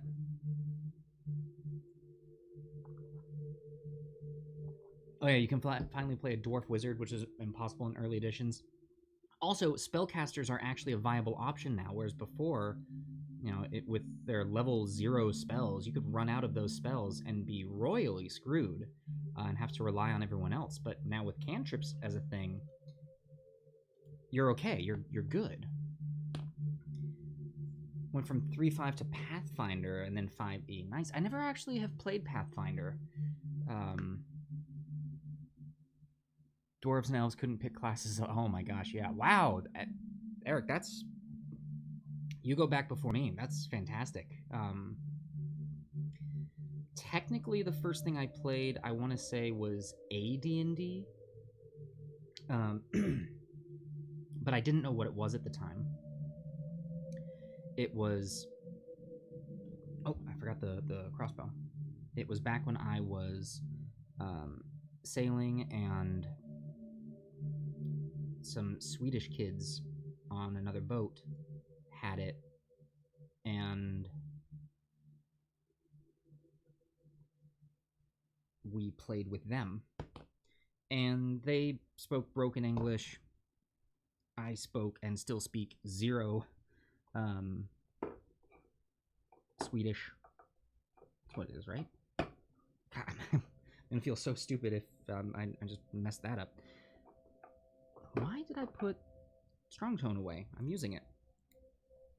So, yeah, I didn't even know it was Dungeons and Dragons. I just knew that it was this cool game that they had that I loved, and I decided after they left and I only had it from memory that I was going to make up my own version of it. And so I wrote my own version of Dungeons and Dragons in a small notebook, and it only used 6-sided dice, and it was not very creative at all in that the weapons that you could get dagger level 1, dagger level 2, dagger level 3. But what can I say? I was 12 when I started doing that.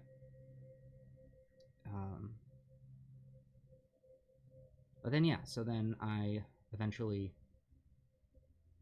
learned what it was, and 3.5 was the first time that I really knew what it was and played Dungeons and Dragons.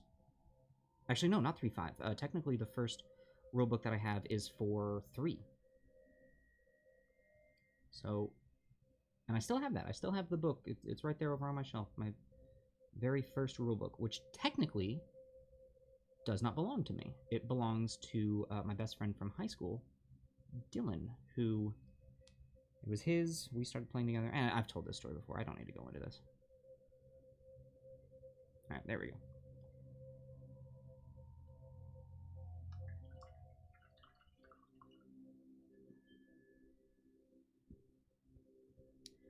Okay, so now for the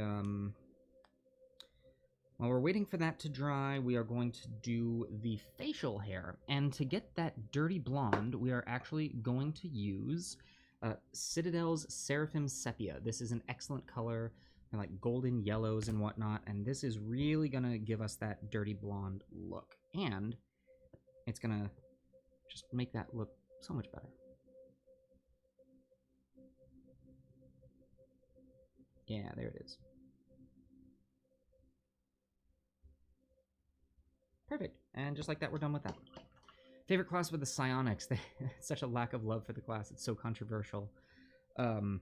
Yeah, I never played much of the psionics. For playing so much 3-5, we never really got too far into the advanced stuff that you do. We were very basic people. We played mostly things out of the monster manual. I homebrewed a bunch of stuff for my friends, so like original classes, original races, and then yeah, that's where that went. All right, so now for the cloak, we're gonna bring out our good old trusted Nuln oil.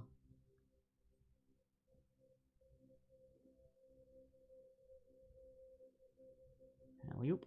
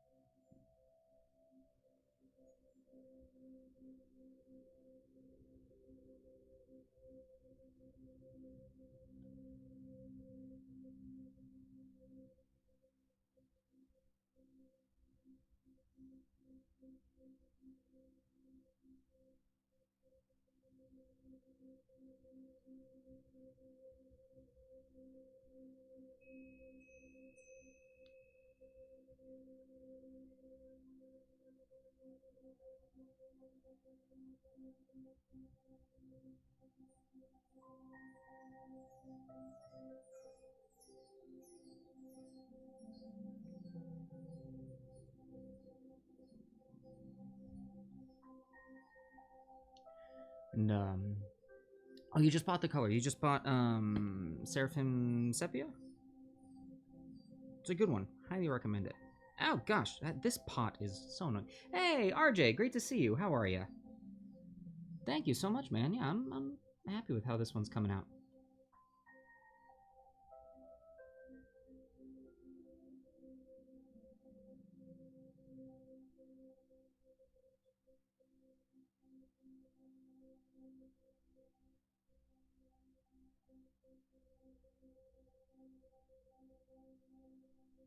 And we are also going to use Nuln oil on the blades.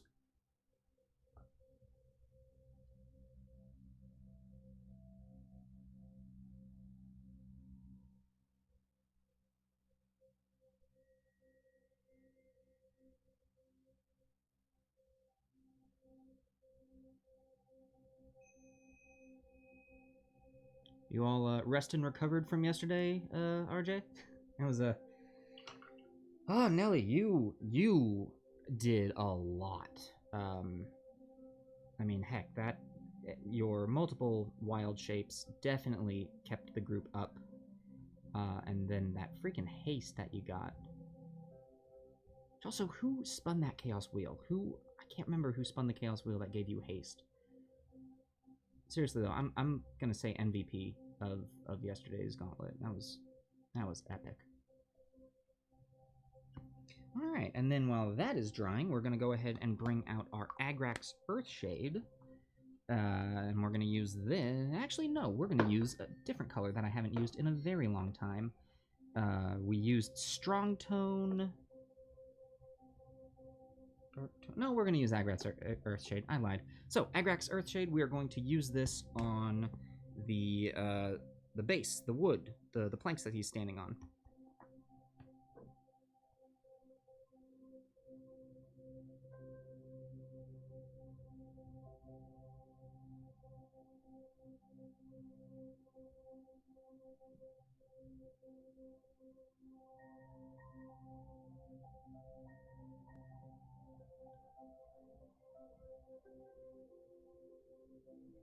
Now, you may be wondering why I've left this gray border on it. I'm actually thinking that I'm going to paint the border of the planks, rather than keeping the whole thing brown, I'm going to give it a nice black outline there. Hey, no worries at all, Mr. Awesome. Honestly, I'm having fun doing this. I'm really enjoying getting the chance to work on a mini that is not for me. I've never actually done that before, so this is great.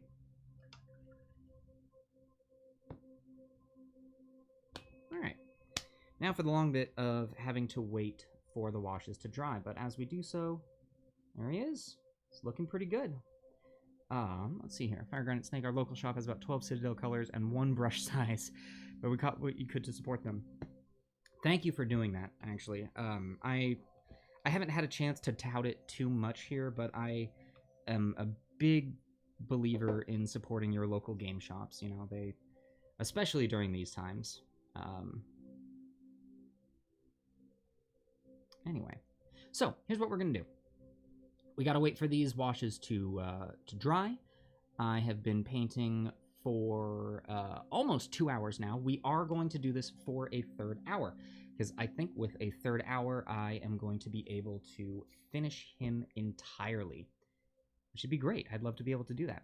So we're going to take a short intermission here so that I can refill my water, I can stretch my legs for a little bit, and you all aren't just watching paint dry. So yeah, we'll give it about 5 minutes, and we'll be right back here. See you shortly.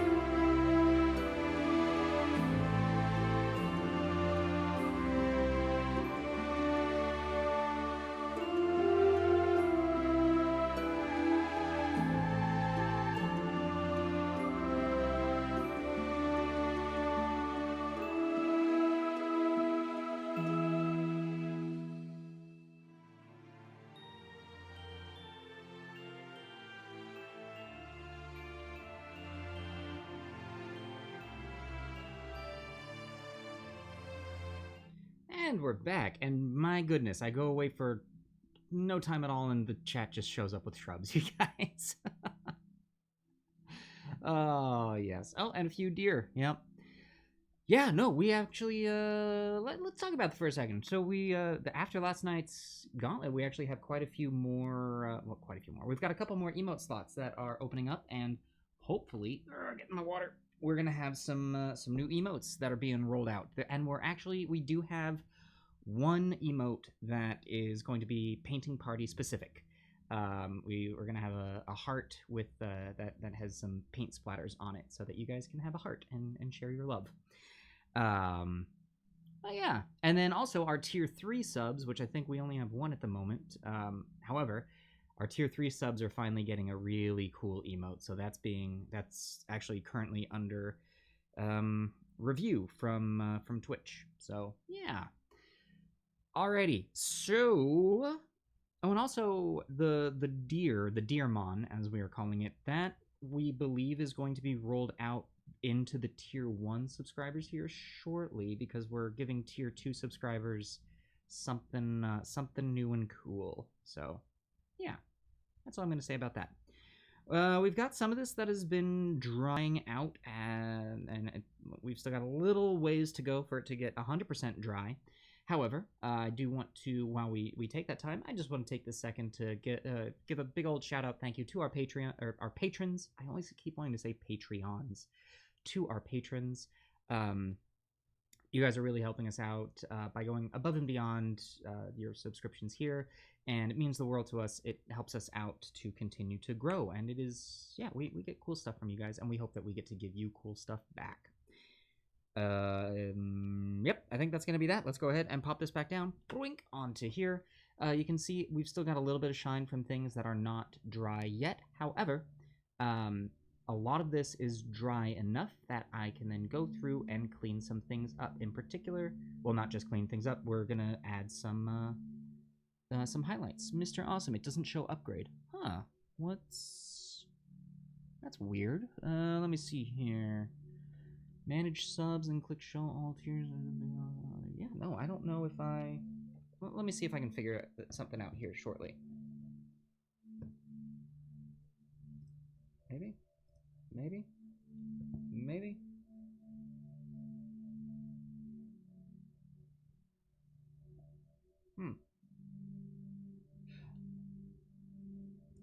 Maybe? No, oh, okay, yeah, so it looks as though, well, it looks as though when you click on the category that is your subscription, there should be a little bracket breakdown that shows the options for tier 1, tier 2, and tier 3. You should be able to click on those. That's kind of all I got.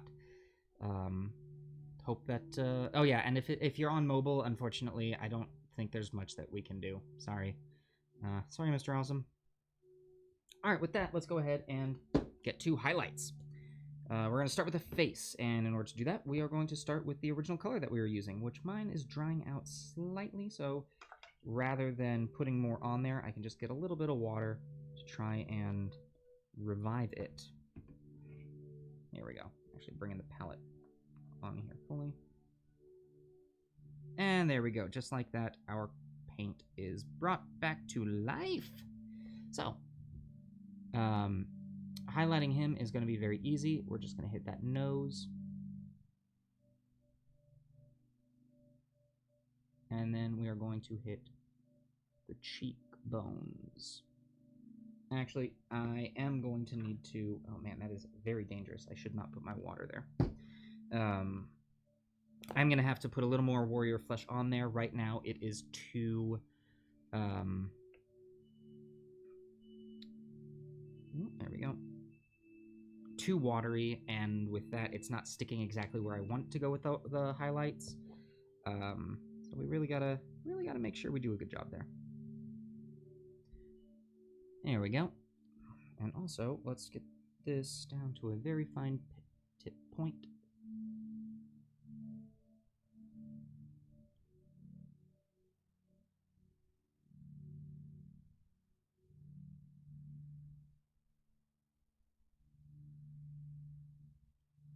right, and there's that. Most of the other stuff that we would be highlighting on him is being covered by his hood, so that makes it easy. Spoonkids can't do it from your tablet either. Have to pull out the laptop. Yes, I'm. Boy, technology is not being the most helpful right now, is it? Now here's something cool we can actually do here. We can also use the color that we were using for the facial hair and use that to then brighten up the highlights. So we're going to add that in to get our next color up.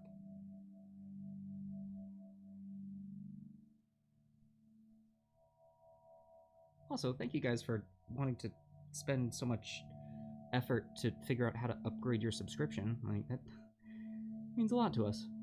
Even if you aren't upgrading it, it still means a lot that you're looking into how.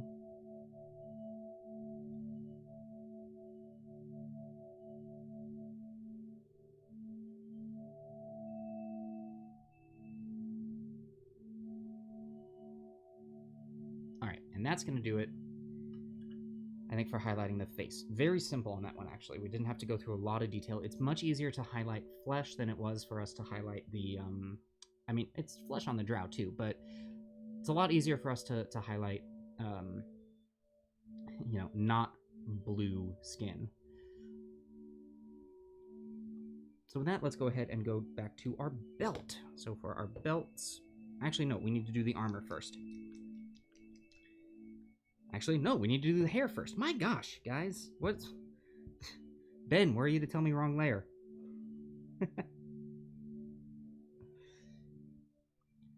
Alright, I'm gonna get just a little bit here.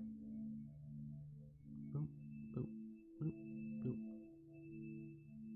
boop. And that mustache.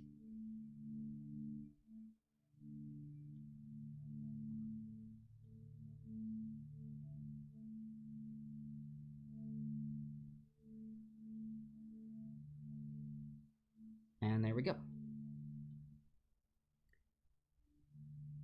His mustache is actually looking a little uneven.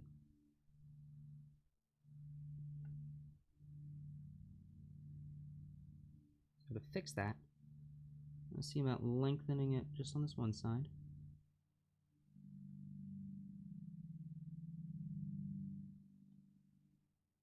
Come on, I need the paint's on the brush and it's not leaving the brush. I need it to go right here. Yeah, right there. Get off of the brush. Get off of the brush. Get off of the brush.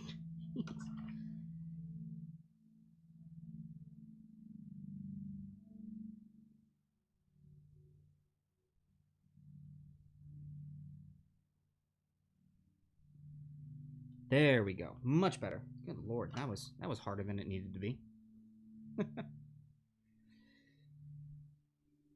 Face is done. Lip's not done though. We'll get to that. Actually, I could do that right now. Just need a bit of a pink.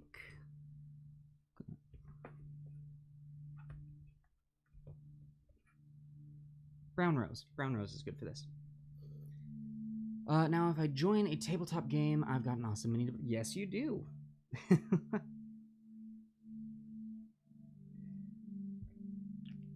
Alright, so this pink, which, if you guys need pink for lips, the Brown Rose by Vallejo is an amazing color to color in lips.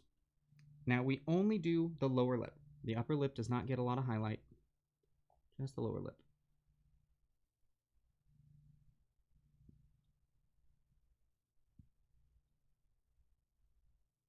Ooh, that's not looking great.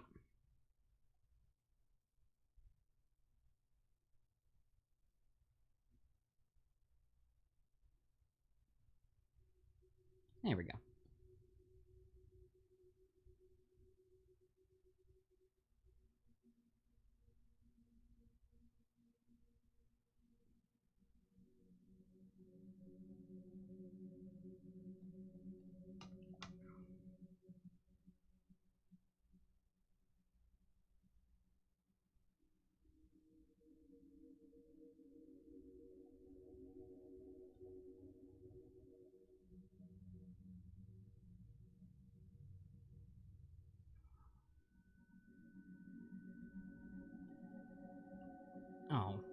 thank you, Mr. Awesome.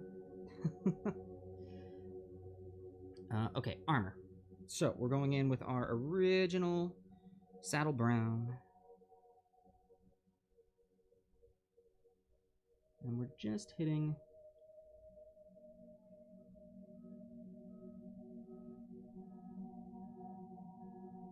What is going on out there?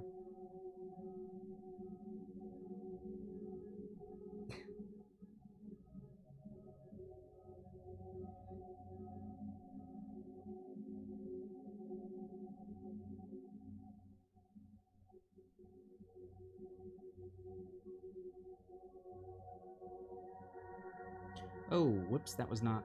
I used the wrong color there. That's okay. That is okay.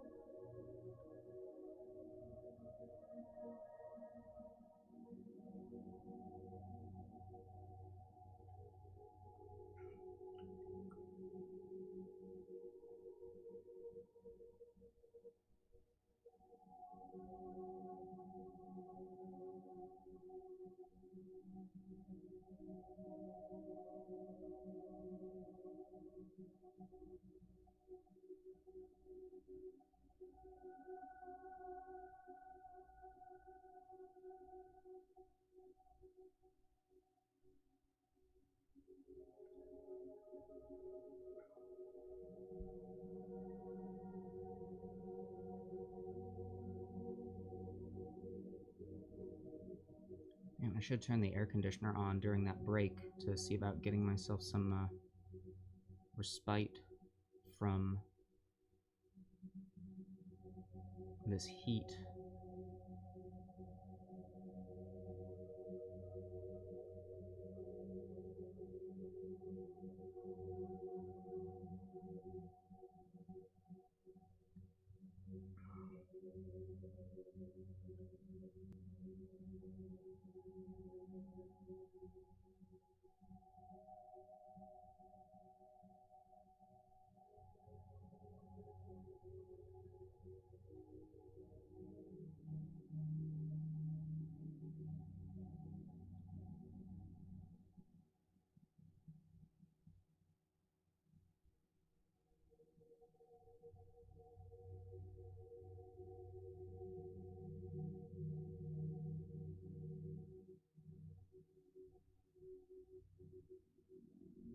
Alright, there is pass 1 on the armor. Let's go ahead and go to pass 2, and we're going to add some lighter brown to that in order to do that. We're going to use... Actually, you know what? We're going to use your skin tone. That'll actually work out really nicely. Yeah. I like reusing paints that are already on my palette. Not because I'm frugal, but it's more of like that moment of, haha, I was able to.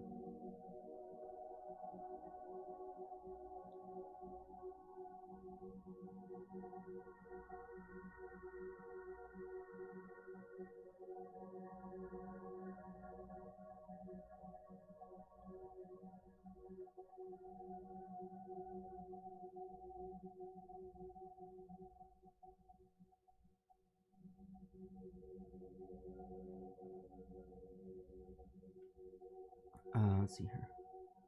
Hearts, hearts, hearts. Aw, geez, guys.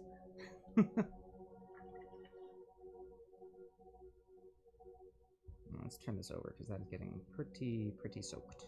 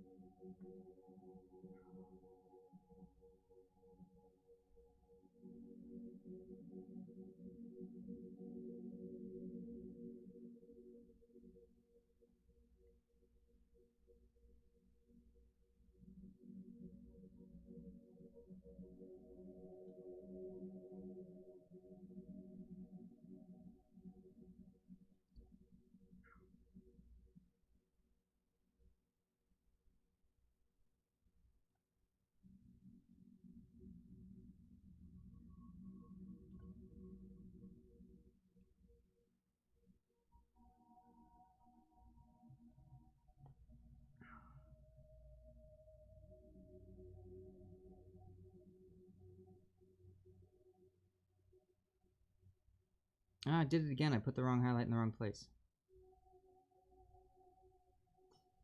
Still good. Still good.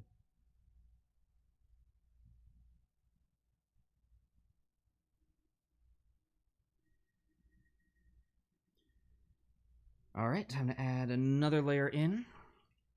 Ooh, Crumb. I like that one. The almost looks like the start of an Eldritch Blast.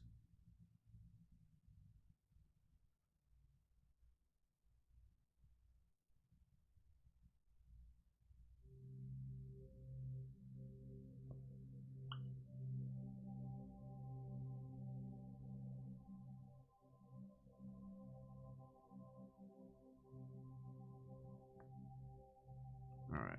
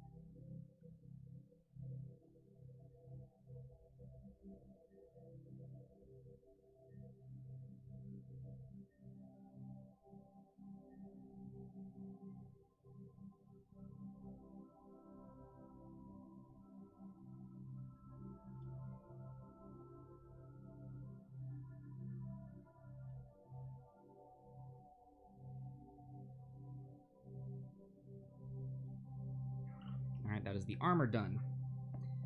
On to... Oh boy. Wings don't work. Bad enough they're animated. Now they have hands! Yep, onto the belts. So the belts, we were using rich leather. Oh, hey, that's a Hearthstone mug, yeah? At least that's my guess. That looks like the Hearthstone symbol.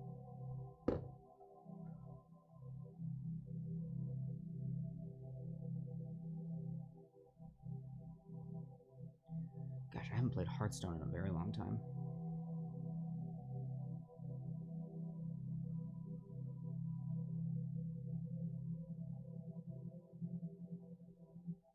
Just one of those things, you know? I'm right now, my time is, well, it's going towards other things.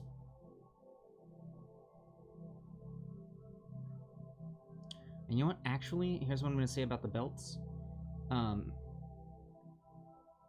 lot of those belts, like the detail work on it, is coming through so nicely just with the wash. I think that that's going to do it for the belts. I like how dirty and grungy they look. So we're actually going to move straight to the pants.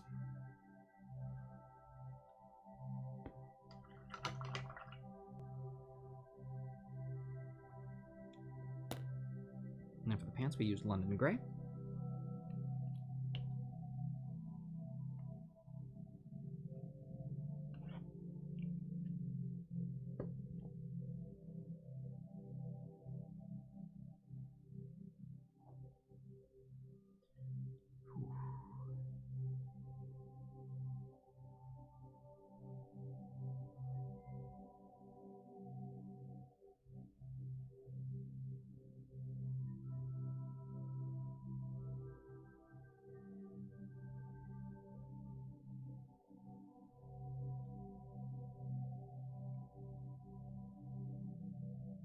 And really working to bring that original color back and leaving the highlight, leaving the shadows just where they belong.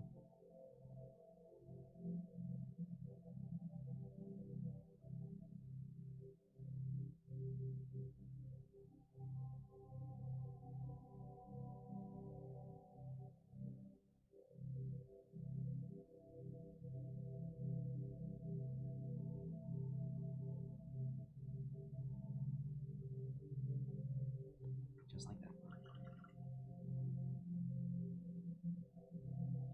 Uh-oh, my brush is starting to...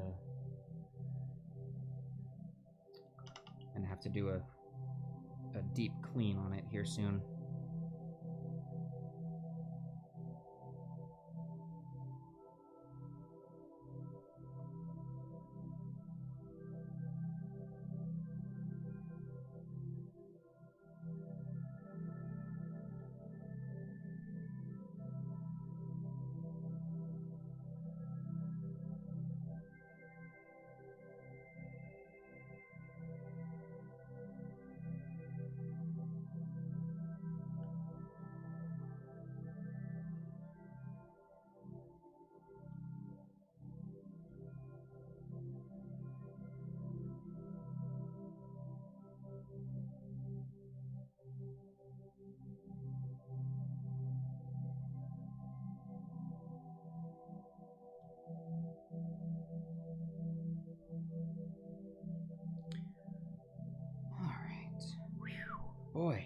Boy howdy, this is... We're getting there. We're getting there. Oh, he is coming along very nicely.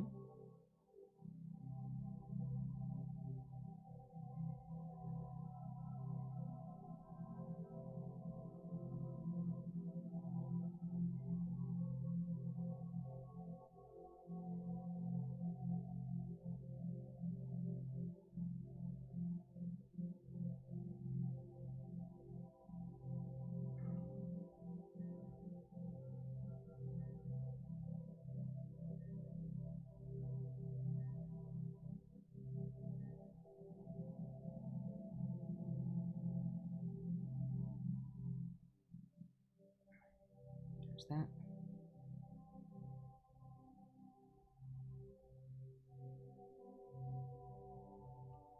Let's go ahead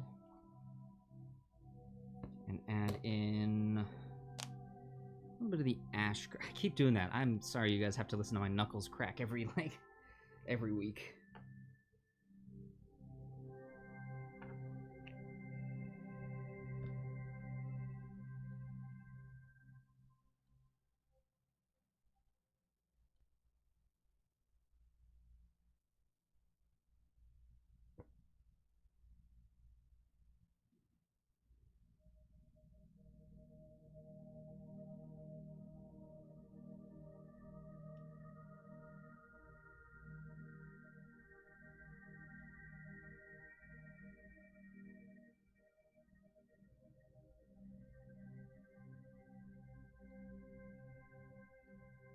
Now, one thing that I'm doing much better on Fury here that I actually didn't do as well on the Dark Elf was doing my highlights directional. Doing my brush strokes in the direction that the light is hitting it. So in many ways, actually, I think Fury is going to end up looking a little bit better, or at least the highlights on Fury are going to look a little bit better than the highlights on Drow.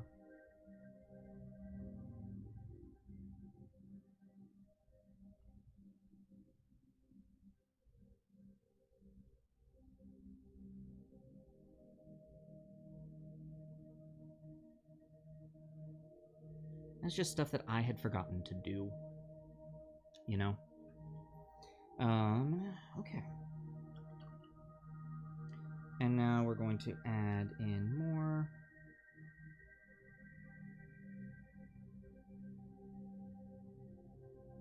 There we go, getting a much brighter color.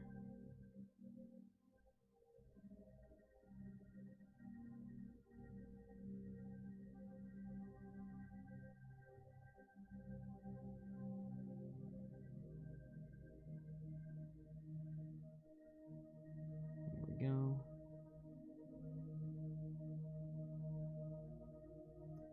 Yeah.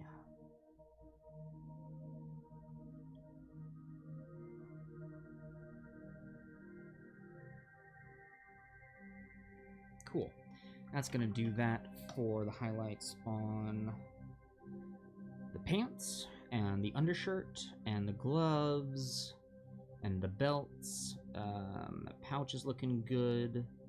So at this point, I think we've got the sword, the cloak, which the cloak is still looking like it's trying to dry. So let's go ahead and move on to the sword first.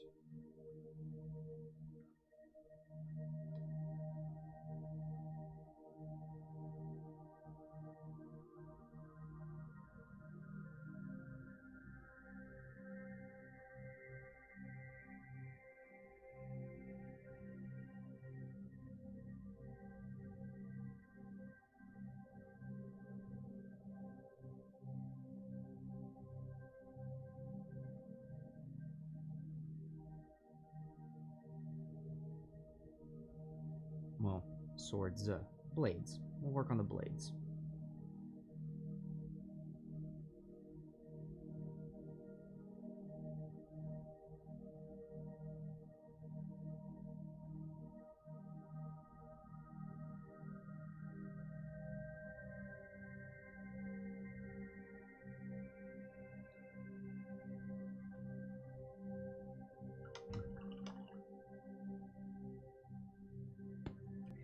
Now, to get this ash gray lighter, we're actually going to go straight to matte white. So this is one of the first times that we actually get to just add white to our highlights. Because I don't have many grays that are lighter than ash gray.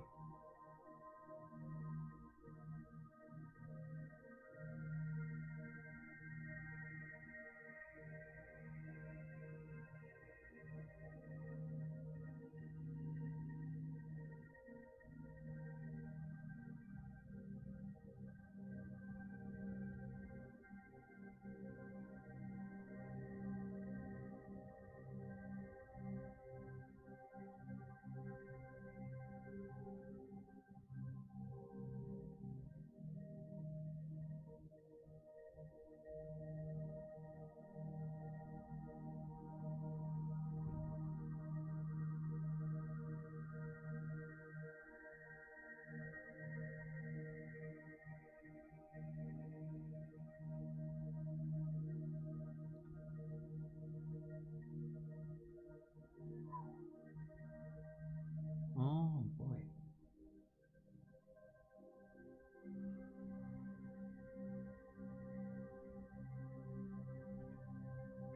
Alright, looking good, looking good, looking good. Time to hydrate. I can feel my hands shaking already.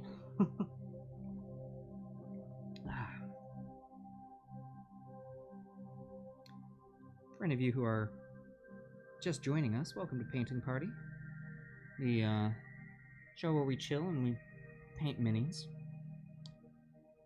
Today we are painting a 3D printed model from one of our viewers, actually. So in the chat, this is MrAwesome's mini that he sent me. This is Fury Tea Leaf. Getting pretty close to being done here. We've done them just in this one sitting. Alright, let's go ahead and actually with this same color, we're going to hit those belt buckles to give them a little bit of a shine as well.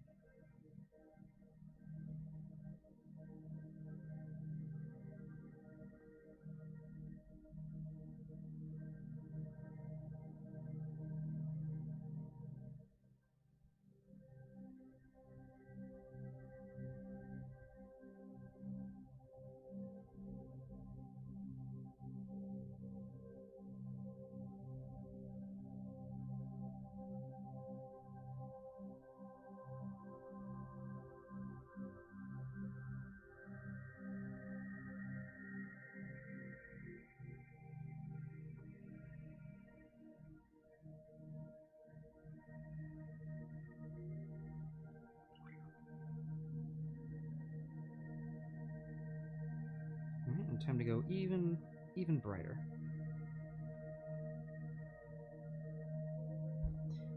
Hopefully with the metals, we actually want to work our way all the way up to just using white. That's the goal.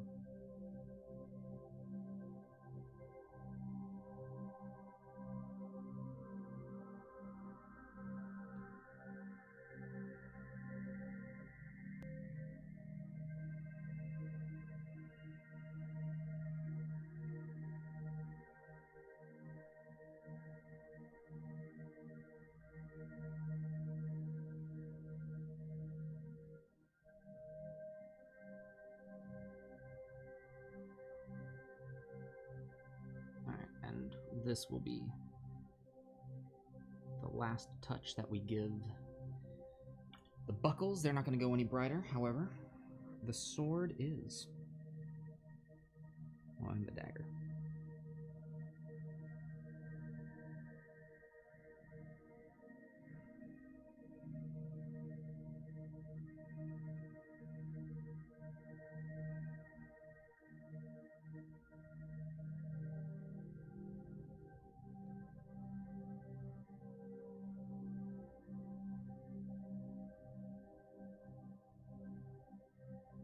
There we go.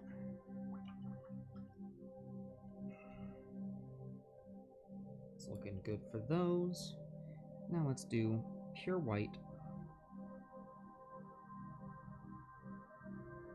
And we're going to do the thinnest line of this.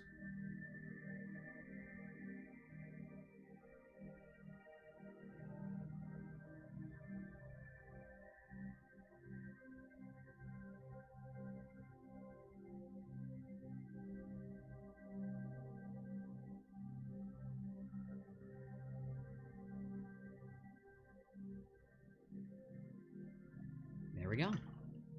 Alright. Still waiting on a couple of things to fully dry, but while we're doing that, here's where we're looking.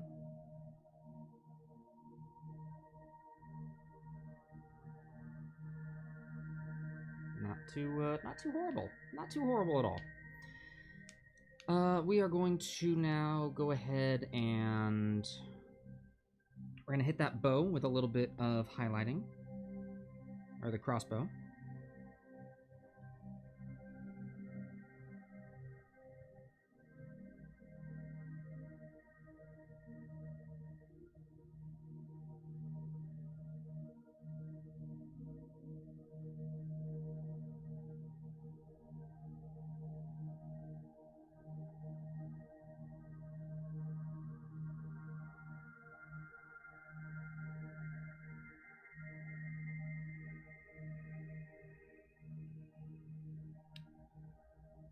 Well, thank you, Brioni. Thank you.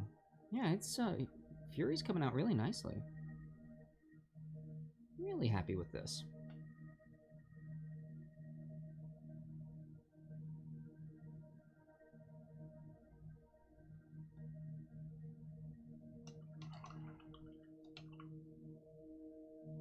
Yeah, I gotta remember to zoom in more often, because it's gonna be better for you guys as well, you know?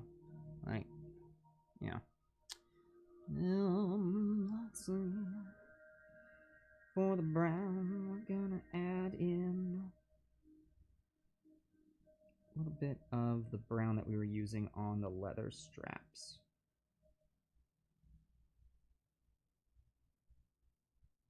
I'll bring that up slightly.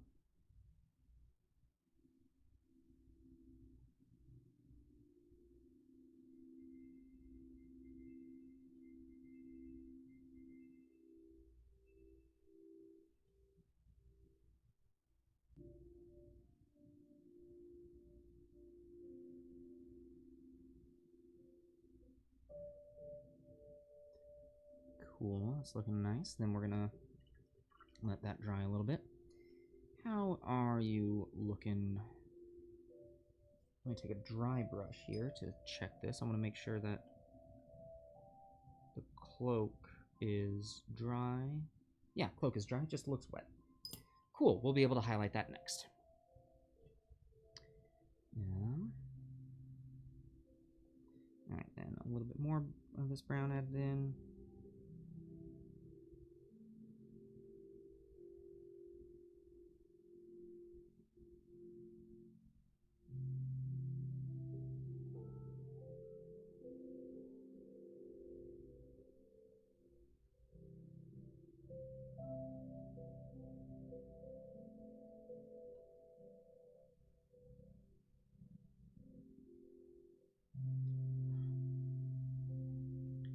That's gonna do it for the bow.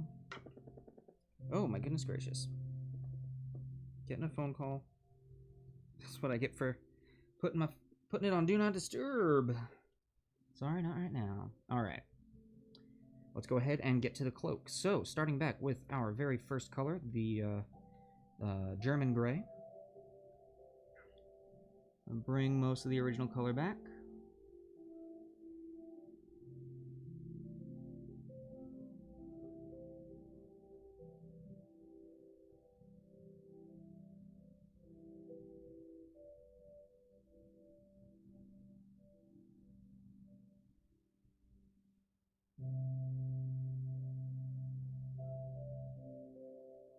Oh man, I actually need to do a little bit better of a job there. Yeah. That dark got really dark.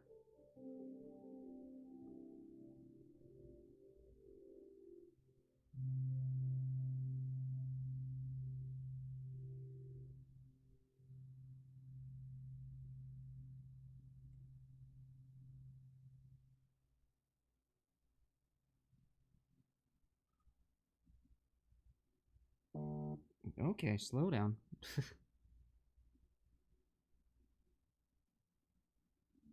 Alright, then let's get on the top here.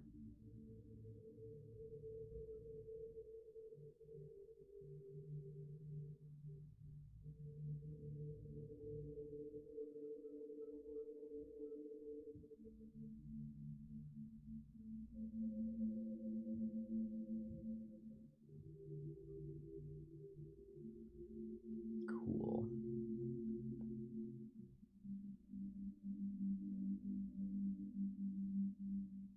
Ah, I know what's going to help with that. The wash is looking a little glossy because I got a little bit too much wash going on there. But what will solve that problem actually is when I go through with the sealer. So the sealer that I use on these is a matte finish, so any shine is eventually going to go away. So that'll be good. Alright, so now let's add in a bit of this London gray in here.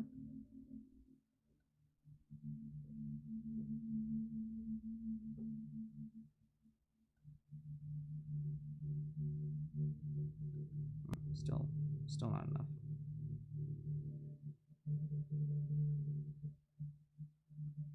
Black is one of those that we need to be very subtle when we do the wash. There we, or not the wash, the highlighting.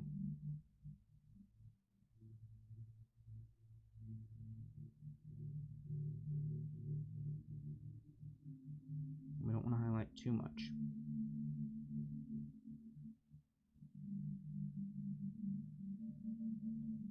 Well, too much too quickly is what I should say.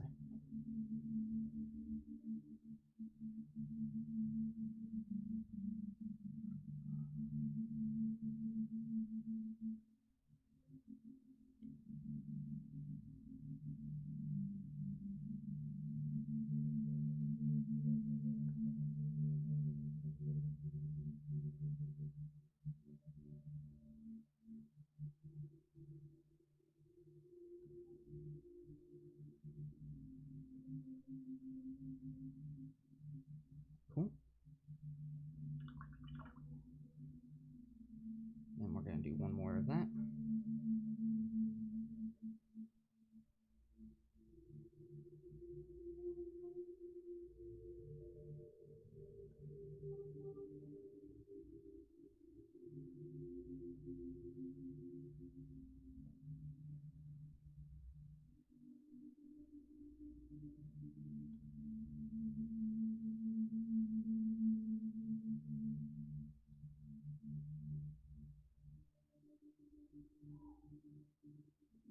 Yeah, I know my conversation is kind of ground to a halt, but we're really getting to the final stages here, and this is where my attention is just so hyper-focused.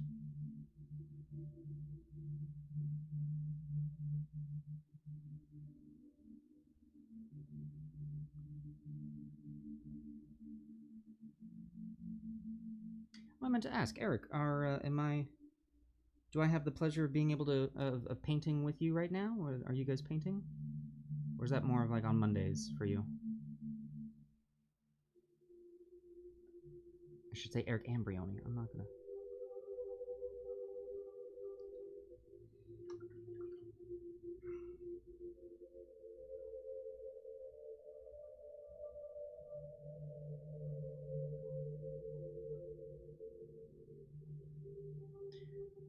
Just got wiped from doing a Costco run. Yeah, I can understand that. That is geez.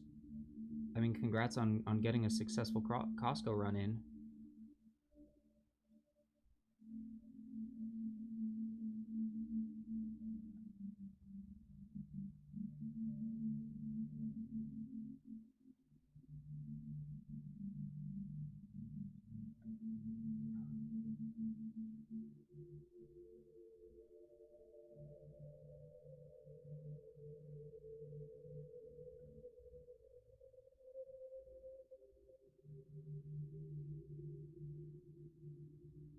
Okay.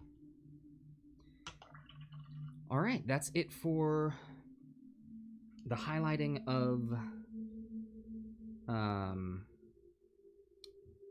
well, that's it for the highlighting. It's time for details. All right. Detail number 1.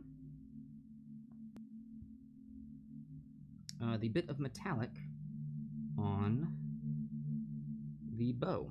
And where we're going to do that.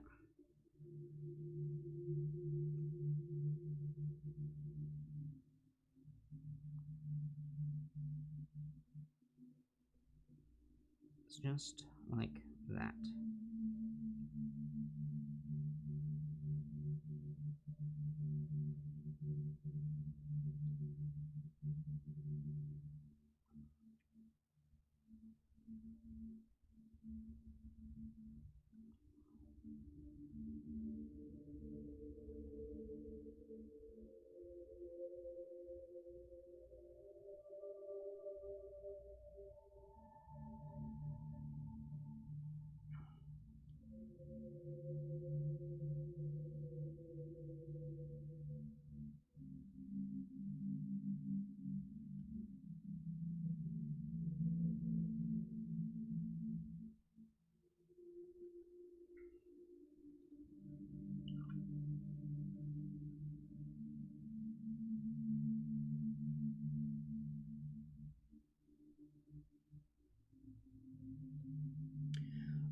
Yep, you do what you gotta do. Usually you can paint on Saturday next. Oh, yeah, next week will be good. Be finishing your wizard. Oh, fantastic.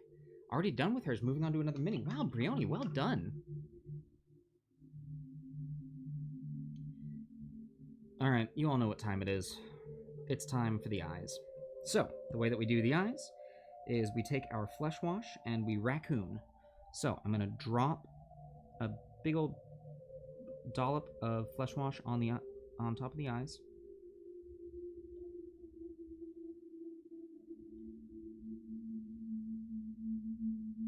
And just let that hang out there.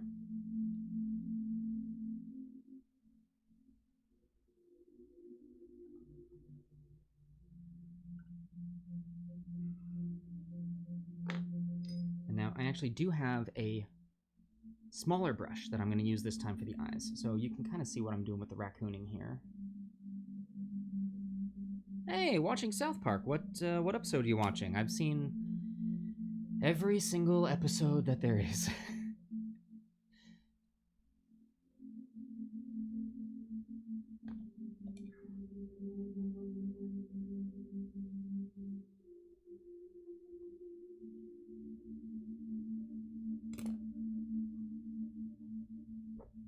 And I might actually need a little more flesh wash to do this.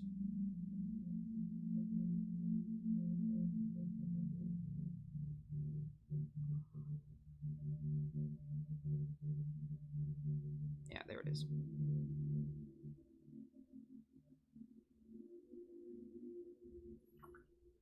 Now, unfortunately, the big thing that we have to do now is wait for that to dry. And it has to dry in this very particular pose. So what I'm going to do is I'm going to use this putty to hold that like that. And while that is drying, we can go ahead and hang out here for a little bit. So all that's left is to do the eyes, to glaze. Oh, shoot, actually, I should have glazed first. That's okay. I can do that before I do the eyes. But yeah, glaze everything, do the eyes, and then we're done.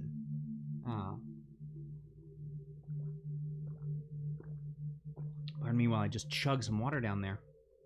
Yeah, no. He is so close to being finished. Ooh. Season 7, Episode 5, the Jennifer Lopez hand puppet. Oh, no. One thing I will say, I do certainly... I have a love for South Park. Are they the most PC thing in the world? No. And in many ways, they're also kind of problematic. For the most part, they've done a very good job of when they make mistakes, they recover from it. There's been a couple times that they really haven't, but still, all in all, I like them. Yeah, what color are the eyes? Okay, so right now the eyes are, I'm just raccooning them. So we've got a heavy wash happening to give us like the sunken in. So what's happening here? And then from there, we're going to create the whites of the eyes. Typically, I will only do black for the eyes themselves. However, if you are interested in having your character have colored eyes, this is an excellent time to talk about that. Do you want him to have a certain colored eyes? Blues can look good. Greens can also look good. If you're gonna do browns, then typically we'd just do a black. But we can try these and have different options available to us. So, MrAwesome, what color eyes would you like Fury to have? I'm gonna crack my knuckles over here so you don't hear them as much. He's getting there. He's getting there. Let's actually pop this back up. It's dried in such a way that I can move it around a little bit now. So let's go ahead and bring this back up to a detailed look.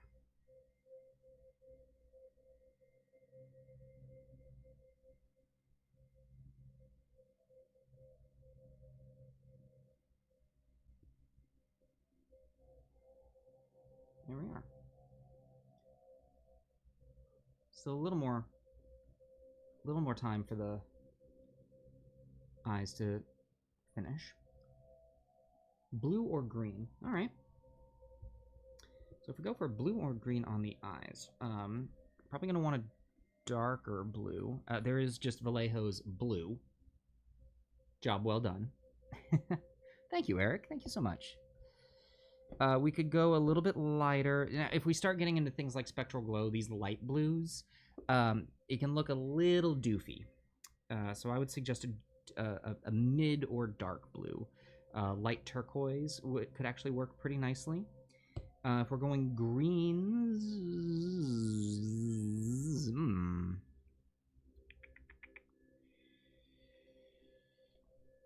greens, we've got emerald, actually.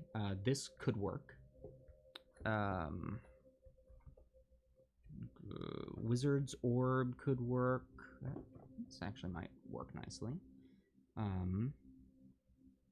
Yeah, so you know what? If you want blue, I'm going to suggest this light turquoise. And if you want green, I'm going to say... I'm going to say emerald. Now, you'll note they're actually both really close to one another. There's a reason for that. Like, these sorts of colors work nicely for eyes. So yeah, emerald or light turquoise. And while you're deciding that, I think we should be good to start on the eyes. Let's check. Nope. Still needs to dry. Still needs to dry. All right, looks like we're going to go slightly over 3 hours, because once the eyes are done, I'm going to go ahead and let that dry, and then I'm going to seal this. Oh, actually, while we're waiting for the eyes to dry, this would be a perfect time to go ahead and do a quick dry brush on the base of the that he's standing on. Let's get some a nice light color on the wood there. So I'm going to use my dry brush. I'm going to load this up actually with the color that we were using for the armor.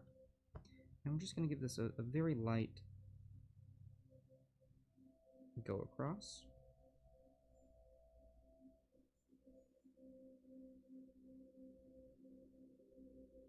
Just to add some dimension to the base.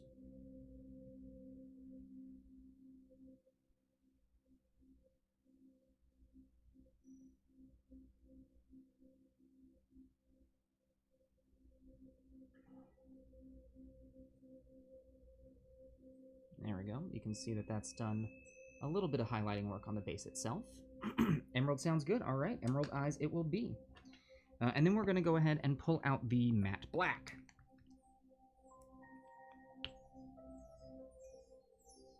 Put just a little bit of that down. We're not going to need a lot of it. So then with our brush, let's paint this around the edge here.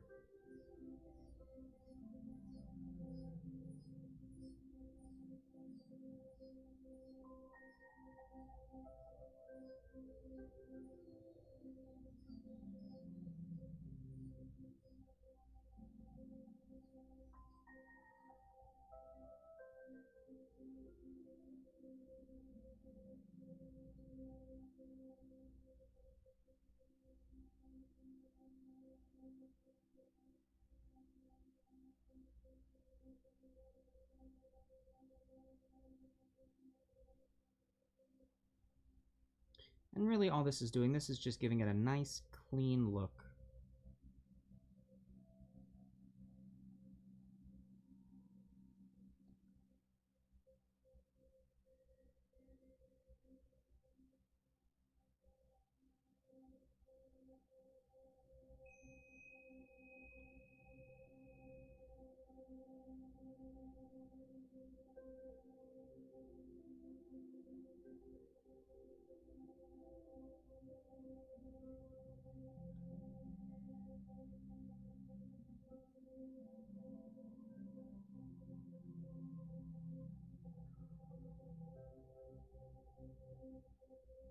Uh-oh.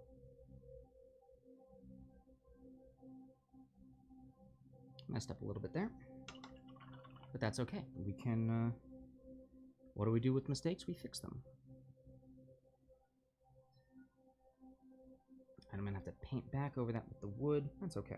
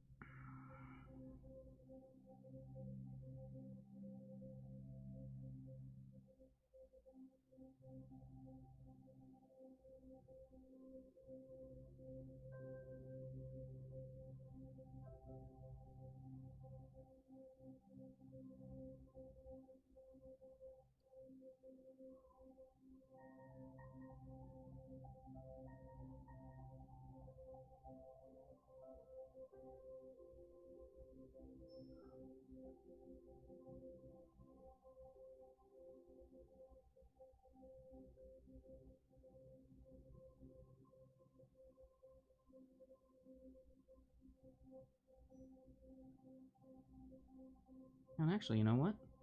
Can't even tell.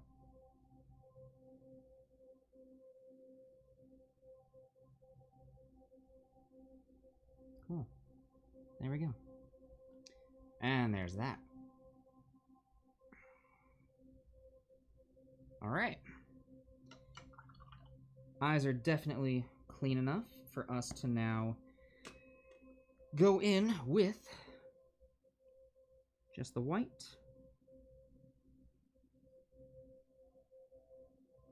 And we are going to create his eyes.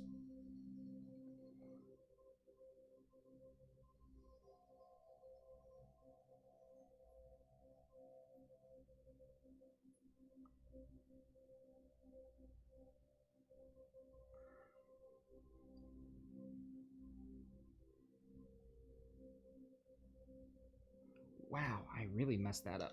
I do not like that brush. I forgot there's a reason I don't use it anymore.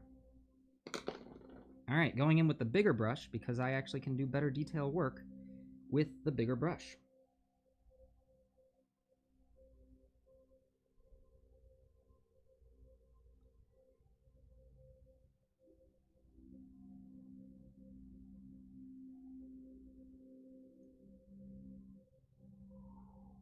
Okay.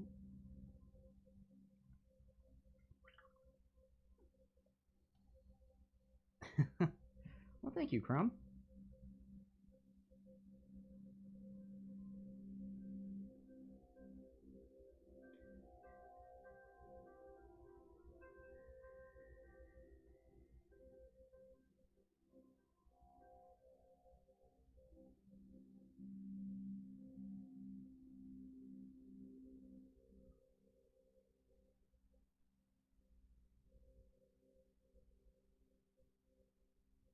Alright, we've got one good eye and one bad eye. Did the good eye with the bigger brush, and I did the bad eye with the smaller brush. But you know what we can do? We can fix it. First things first, let's go ahead and just get this little bit of black, or this little bit of white that is on his cloak. Just gonna cover that up. Boom, that's gone. And then we are going to use our flesh tone. Well, not our flesh tone, the flesh color. Where'd you go? Here we are.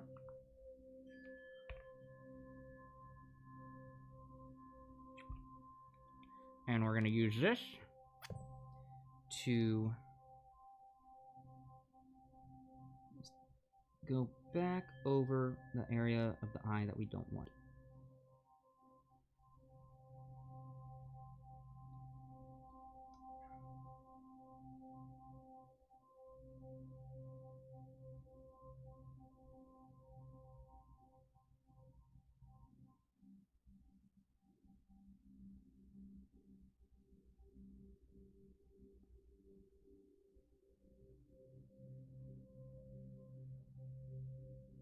There we go.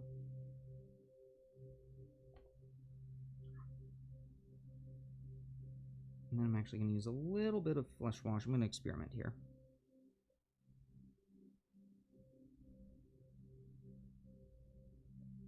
Yeah, there it is.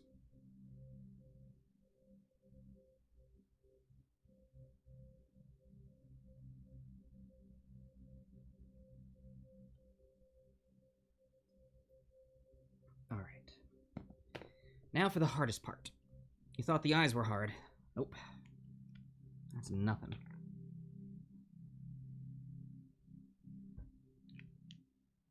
Notice how little of paint I'm needing for this.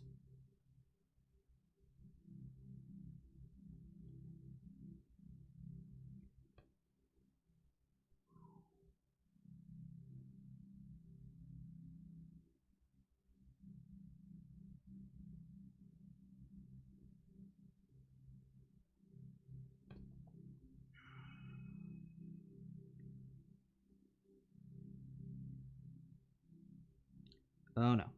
Oh no, I ruined it. I ruined it. That was bad. Oh, bad job, Scott. Bad form. We're just gonna wash that away and act like it never happened.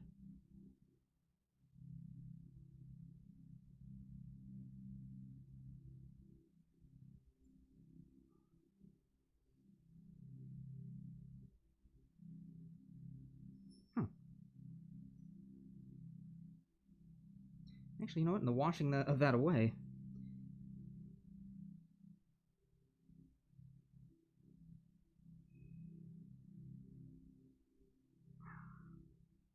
nope. All right, come on, Scott.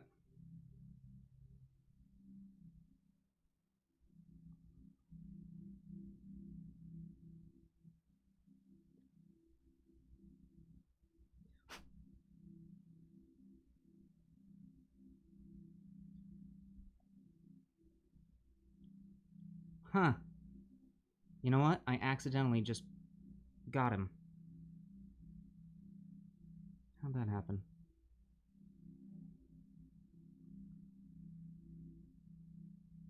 All right, got a little touch up to do.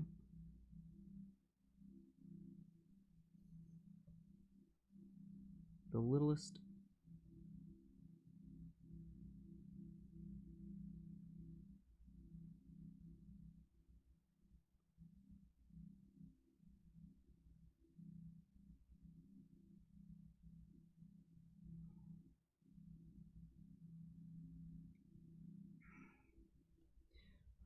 All right. Here's how he's looking right now.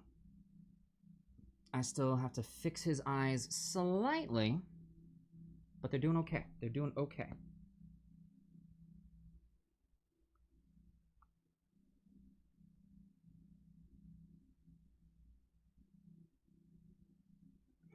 Okay. Breathe.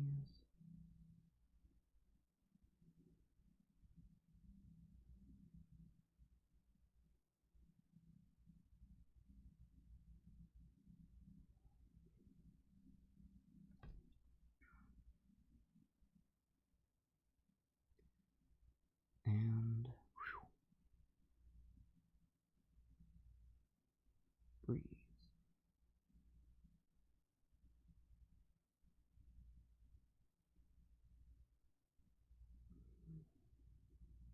There he is. Done. All right. Gonna clean up this.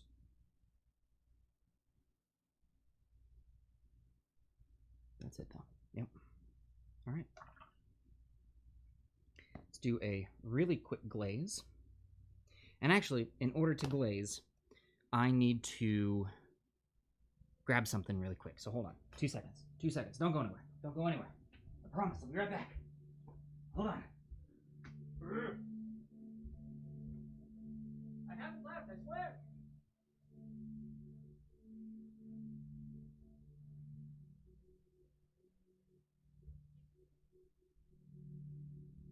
There we go. See, I told you. Wouldn't take me long at all.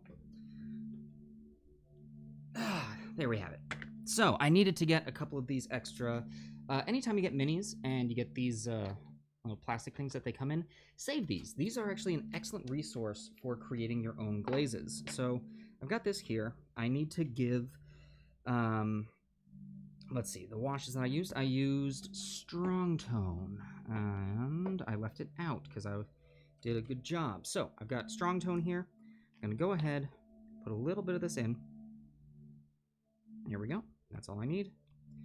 And then I'm going to use my eyedropper here to get some clean water and water this down pretty heavily. I want this to look nearly transparent. Even more water than that.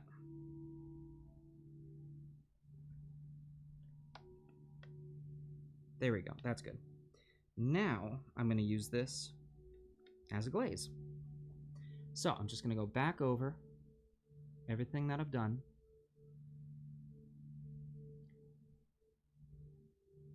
And this is just going to tie all of those details together.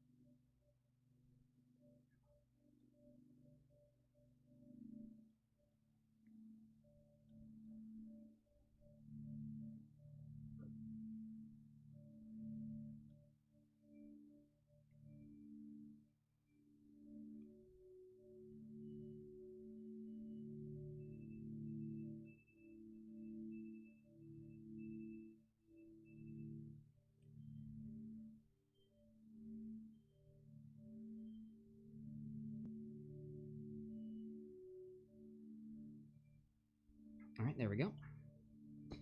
Then we're going to do the same. Go ahead and rinse this out. You know, reduce, reuse, recycle, all that jazz.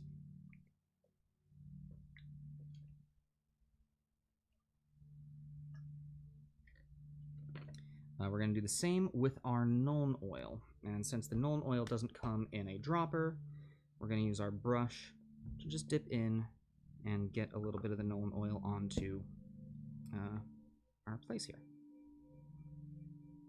And then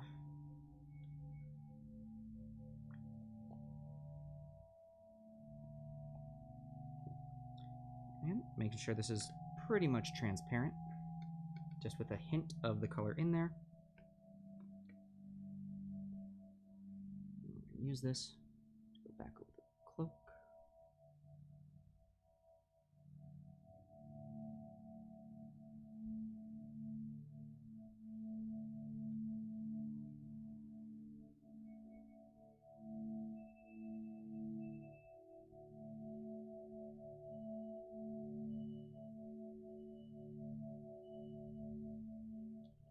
And then we use this for the blade as well.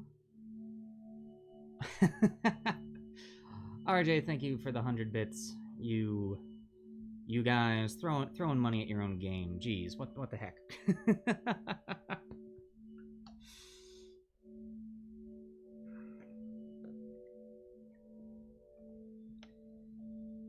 And then a third and final time, we're gonna do it with the flesh wash as well.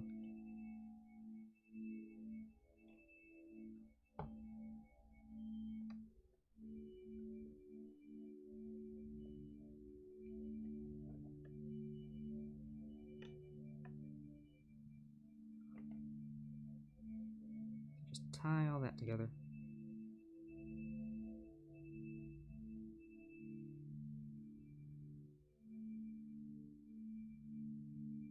And there we have it. We're gonna let those dry. And then it's time to seal him. However, Fury is done. There he is. It's so hard to hold on. Let me do the close-up cam. Let me make sure we can get a really nice shot of this. Come on. Yep.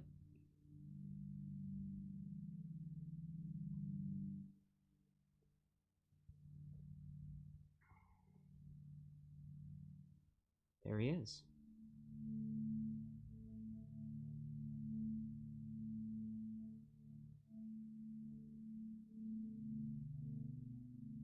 Still a little shiny from having just had everything glazed, but he is set and ready to go stab some folks.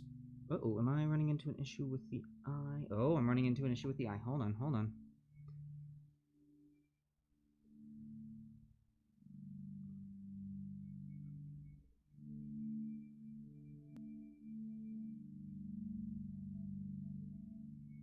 What happened?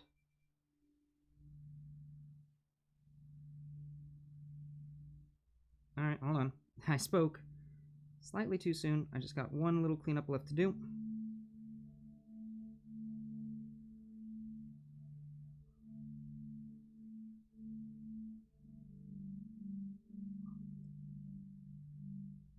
Wow. See, this is why most people don't like doing eyes. They are a freaking heartache. There we go. Now it's fixed.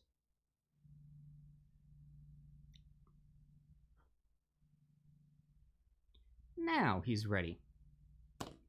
There we go. That is another one for the books. So I'll go out. I actually probably won't do this on camera just because I need to give him plenty of time to dry. But I'll hit him with a sealer. He'll get a nice matte finish. I'll take pictures of him. I've been really bad at taking pictures and posting them. I still haven't posted the pictures of the Shadow Dragon or the Dark Elf Queen. I'm not happy with my picture setup here, and I'm being a perfectionist. So I'll get those out. I promise. I really do. But yeah, so I'll take some good quality pictures of this guy from my own record, but then I'll get him in the mail off to you, Mr. Awesome. So in the in that same chat that you gave me, or you sent me the files for this guy, go ahead and, if you wouldn't mind, shoot me your mailing address so I can get him packed up and ready to go. But yeah, Mr. Awesome, you're gonna have a one awesome mini for you to use at your table. One thing I should let you know, so an option that Hero Forge gives you is to put a specialized message on the bottom side, and I know that you put Fury Tea Leaf on the underside. Right now, it looks like Fury because my printer was at the angle that I print this guy at to make sure that I get good facial details. The words on the underside, the very first layer, doesn't turn out good at all. So the underside is still gray. It doesn't look good, but you know, from the top, everything looks great. So yeah. Well, I think that's gonna do it for for today. However, before we get going, I want to let you all know what we're going to be doing on Monday. So I really wanted to get Fury done in one sitting because the votes are in, and if we weren't able to do Fury, we were going to do an Ancient Evil. Well, we were able to do Fury, but we're still going to do an Ancient Evil, and it is still, to date, the biggest mini that I will have ever painted. Now, not including terrain. The shipwreck is still by far the biggest thing that I've ever painted. But I would like to share with you, for next week, we will be painting Reaper Bones' version of Cthulhu. This is the largest mini that I've ever picked up. It's massive. It is 9 inches tall from start to finish. But that's what we got to work with. So, be sure to come on by Monday at 1 o'clock, where we will be painting Cthulhu. It's going to be a lot of fun. Thank you all so much for joining. As always, I am going to be doing a post-show hangout over in our Discord. There's information in our bio below the video for our Discord. We would love to have you in our community if you aren't already a member. It's free to join. We just really like having our community. If you would like to follow us on social, all of our Facebook, Instagram, Twitter, all of the stuff is down below as well. If you would like to watch past episodes of this, as well as our other show, The Gauntlet, you can do that over on our YouTube channel. Thank you all so much for joining. Once again, I'm Scott, and I will see you at the next painting party. Bye, all.